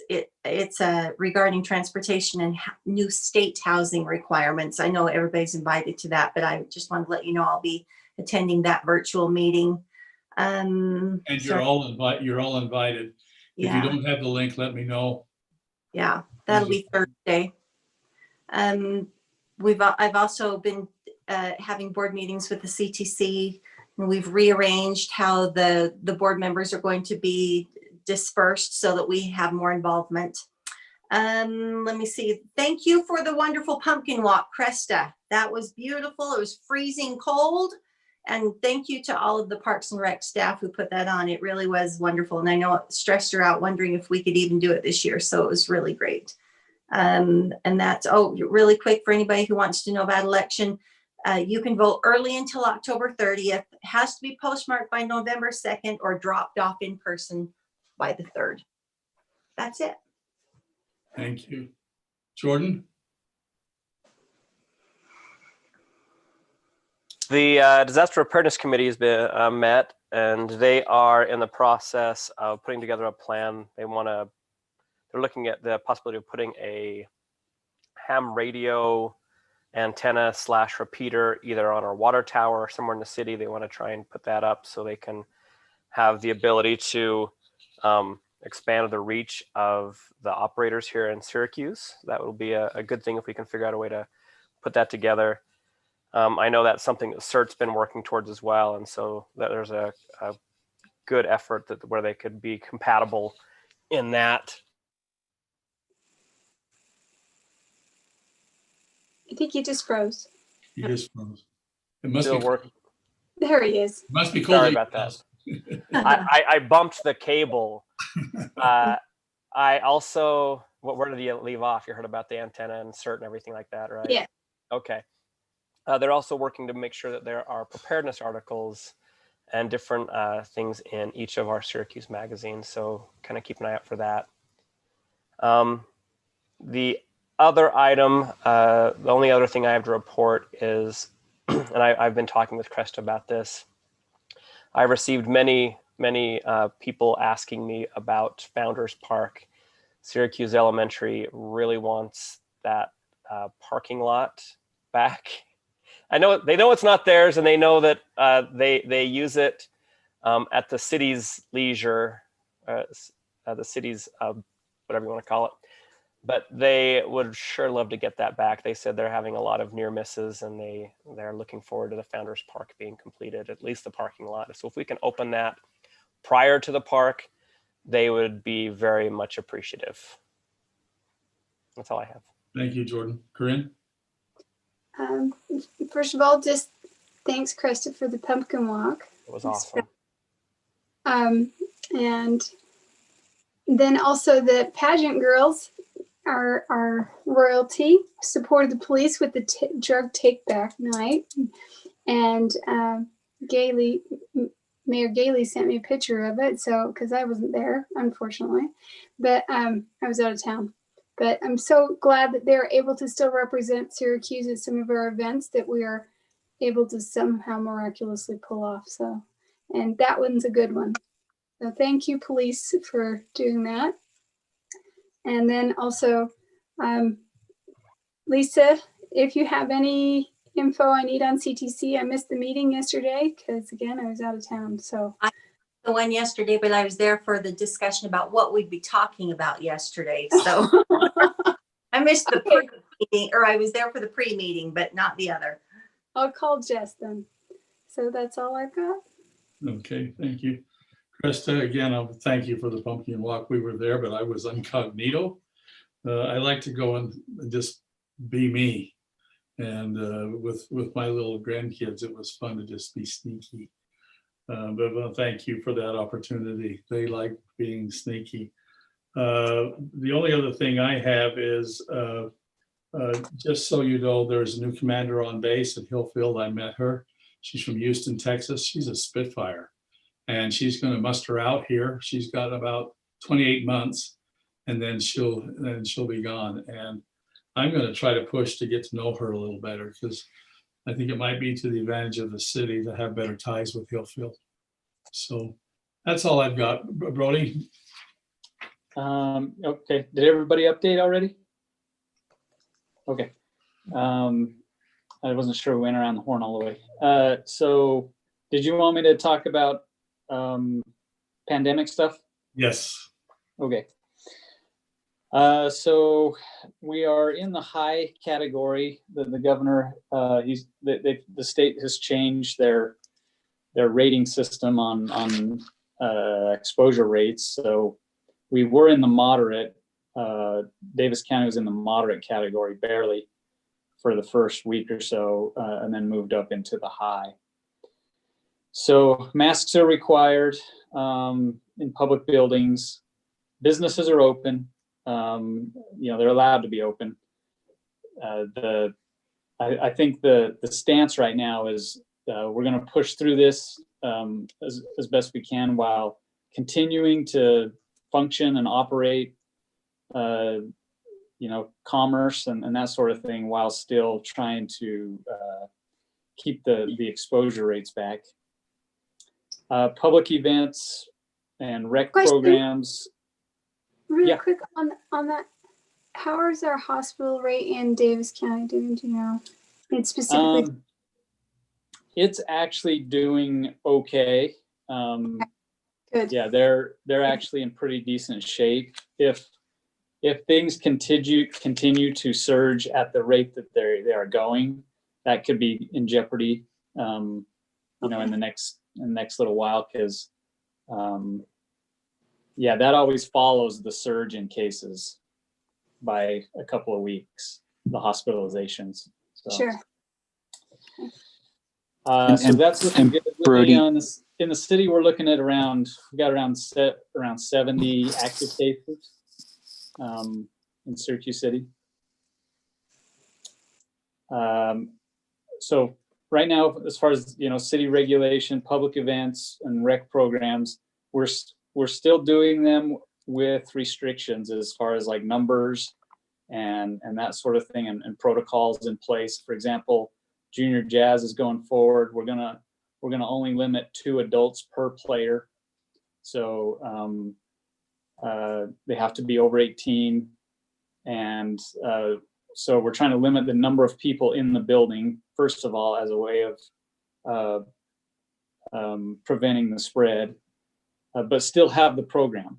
And Cresta and her team have done an amazing job this season to actually have programs in a safe way. And she's been coordinating directly with the health department on this stuff, and making sure that they sign off on how she's doing these things. And so they've done a great job at actually going forward with our stuff in a way that's safe. I will say, I know, you know, there's other cities out there that are still going forward with their programs with, you know, some are doing good protocols, some are doing, you know, very loose protocols, and some aren't even doing programs. So as far as the CARES Act money goes, in the first tranche of the 900,000 that we have, we've spent about 630,000 of it, of you know, from our funding plan that we had, and we've spent a little over 80,000 of the second phase, and we just received the third wave. So some of the items that we have just started, but we haven't actually spent the money yet, include air purification system in the community center. We're actually going to do a built-in system that's actually in the HVAC units that will circulate and disinfect the air. This kind of system is in, you know, some hospitals and that sort of thing. So it's a pretty effective system, but we feel like the community center of all the buildings is the one to have it. We're going to have a lot of public in there. Is this with the UV lights? Yes. Yep. Okay. And so that's going forward. We're also putting in some technology upgrades to our conference rooms and council chambers so that it's easier to have remote meetings and have kind of a hybrid in-person with remote going on at the same time. Some technology upgrades to the city's internal processes, so there's less shuffling of paper, you know, having tangible objects that are touched with hands, so we can do more electronic, you know, routing and approval and that sort of thing. And we're doing our city round of business assistance. So we've targeted, first of all, we've got the loan forgiveness program of the RDA loan. That we've contacted the businesses and told them that they might be eligible for a forgiveness of the RDA loan using CARES Act money. And we've also targeted businesses that are sort of key to the city's economic development, making sure that they have resources if they've been impacted by COVID. So we're communicating with them about getting a grant from the city money, in addition to the county money. Would that be something like the movie theater or something like that? Mm-hmm. I know they were outside of the RDA initially, but I know they have been severely impacted. So we can now reach out to those using the CARES Act money. That is correct. Great. Yeah. Yep. Good. So we're doing that. We've also done the firefighter equipment that's COVID prevention related. We've ordered most of that. We underestimated the cost by about 30,000 on that, but we'll probably have savings in some of the other line items and it'll even out. So I'm really not worried about it. And then we've spent about $66,000 on the hazard pay for our public safety employees. So that's in a nutshell, kind of what's going on Thank you, Brody. in the COVID world. In the COVID world, yeah. Council, I'm going to move us right into our special meeting. I'm not going to adjourn, but I can call us to order. I'll also remind everybody that we're gathered electronically as an amendment to the June 25th, 2020 amendment issued by the governor, allowing the chair to hold meetings electronically without a gathering place.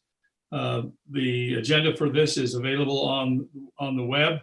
It is the same link as was in our work session meeting. Council, having called the meeting to order, I will call up for a motion to adopt the agenda. So moved.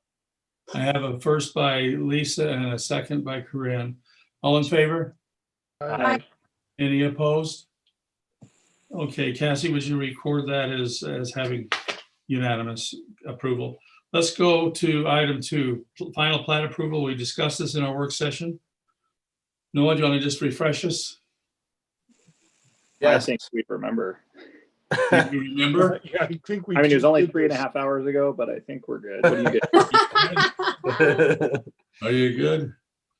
Yeah, I let's don't just know. make a motion that we approve the final plat approval of Shoreline subdivision phases 4, 5A and 5B. I have motion. Do I have a second? Second. Second by Lisa. Any further discussion? Heaven help you. All in favor? Aye. Aye. Aye. Any opposed? Okay, that stands unanimous. Let's go to item 3. Final plat approval for the Villages of the Bluff subdivision phases 1 and 2. We discussed this earlier, council. Yeah. Motion to approve Village of the Bluff subdivision phases 1 and 2, located approximately 2750 South Bluff Road. I have a motion from Seth to approve the final plat at the Second. Villages at Bluff Road. Do I have a second? Second. Second by Corinne. Any further discussion? All in favor? Aye. Any opposed? Nay. Okay, that's 4-1. With Dave voting no. On item number 4, final plat approval for Grayson Ridge West Phase 1, located approximately 2050 South Dural Drive. Motion to approve Grayson Ridge West Phase 1. Second. I have a motion and a second. All in favor? Aye. Aye. Any opposed?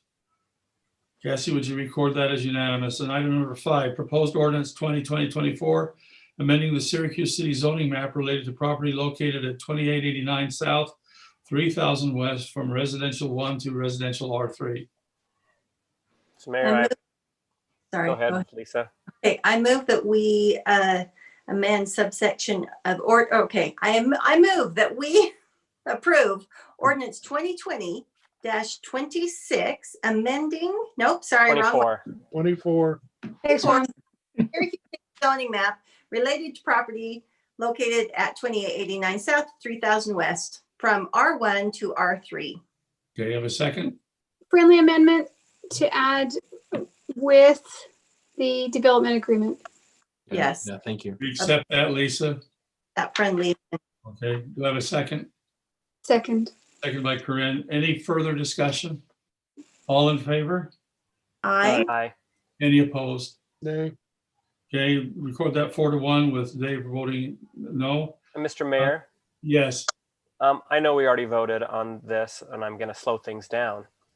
But I know item 2, we needed to put an amendment in to that where all comments had to be addressed before the approval.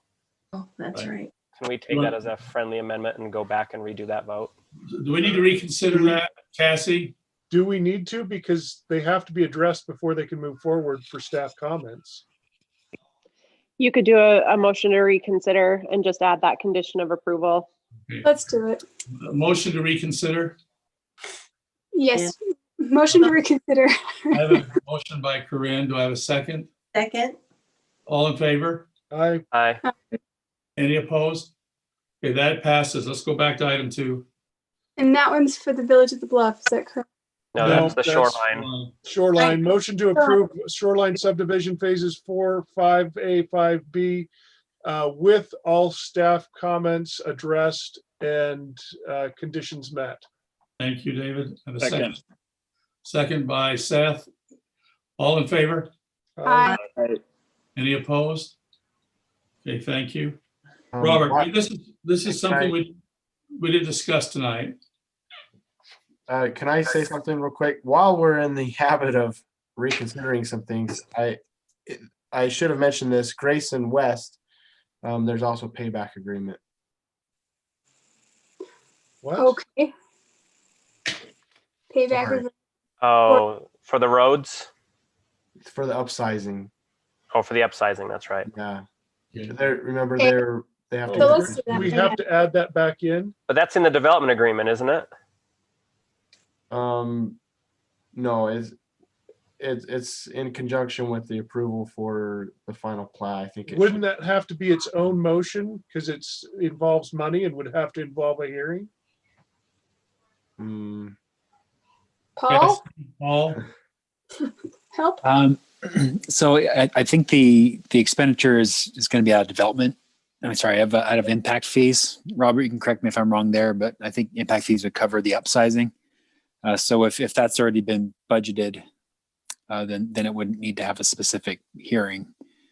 Or if it's not going to be done this year and it be spent from next year's budget, then that's when you would discuss it at the hearing. I do think it's termed a development agreement. If I can look back at the packet to double check, but I believe that's where we put it. So do we need to have that addressed as a separate motion or in this motion? Well, if it's in the development even at all. agreement, you just approve the development agreement. Yeah, which I think would mean we don't have to, but I'm asking for clarification. Sure. Yeah, I think as long as it's in the development agreement and that was part of the approval was also adopting the development agreement, then yeah, you wouldn't need to redo it. Maybe I just missed that. Did you guys say? And we did say the that development agreement. Oh, okay. I'm sorry. I just wanted to make sure that we were covered there. So if Yep. you did say approve the final plat and development agreement, I think we're good. I don't think anyone said that. Oh, that's what I thought too. But maybe I thought we- Grayson It's not did. part of. Someone's reading it text, and so somebody give me a motion to reconsider. motion to reconsider. Do I have a second? Second. All in favor? Aye. Any opposed? Okay, that was that. We're now reconsidering item 5. Item 5 or Four. item 4? Item 4. Okay, I make a motion that we approve Grayson Ridge West Phase 1 with development agreement. Is that correct? That's what you wanted in a motion? I want it. Yes, I second it. Okay. I have a first and a second. Any further discussion? All in favor? Aye. Aye. Any opposed?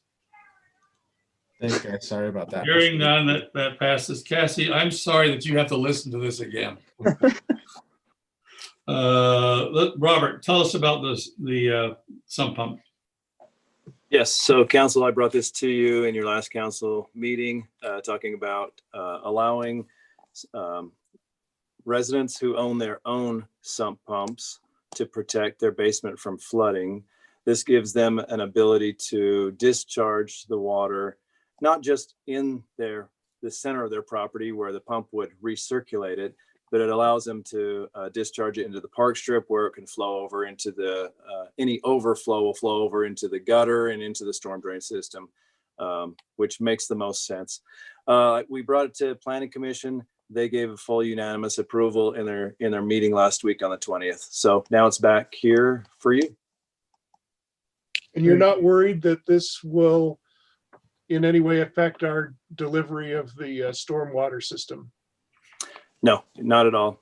Not at all. This is a very slow, Okay, and not every property deals with it. In fact, there's several areas that have land drain already installed as a Yeah. gravity system, and all of the land drain goes to the storm drain and eventually ditches. So it won't overload us.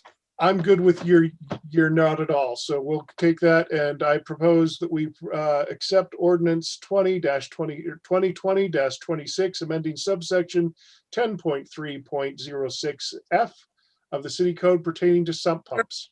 0, sorry. Do you have a second? I'll second as long as it's 060F. Okay, all right. 060F. Come on, Dave. Thoroughness. Wait a minute. Just kidding. Any But further, yes, it's seconded. any further discussion? All in favor? Aye. Aye. Any opposed? Cassie, would you record that as unanimous? Can Now, we reconsider that so I can get the verbiage right? You did great, Dave. You did Is great. is that an official motion? Moving on. No. Okay. I have a point of order for Robert or Cassie. I'm going to take a motion here in a minute to go into closed session. Can we adjourn from closed session, or we're going to need to come back to this link to close? You can adjourn from the closed session. We'll Can just we adjourn from make there? that part of the audio public later. Yeah. Okay. For those of us listening in, we are going to be leaving this broadcast and this Zoom link and going into closed session to discuss matters of this character, professional competence, or physical or mental health of an individual pending a reasonably imminent litigation case or the purchase or exchange of lease of property. It is within the Open and Public Meetings Act that we can actually meet in closed session, consider these things. Promise you, what we're going to talk about there will be only those things, and then we will adjourn from that meeting, from our meetings tonight. I take a motion to go into closed session. So moved. I have a motion by David. Do I have a second? Second. Jordan. All in favor? Aye. Aye. Any opposed? Okay, we're now in recess. Council, Cassie has sent you a new link.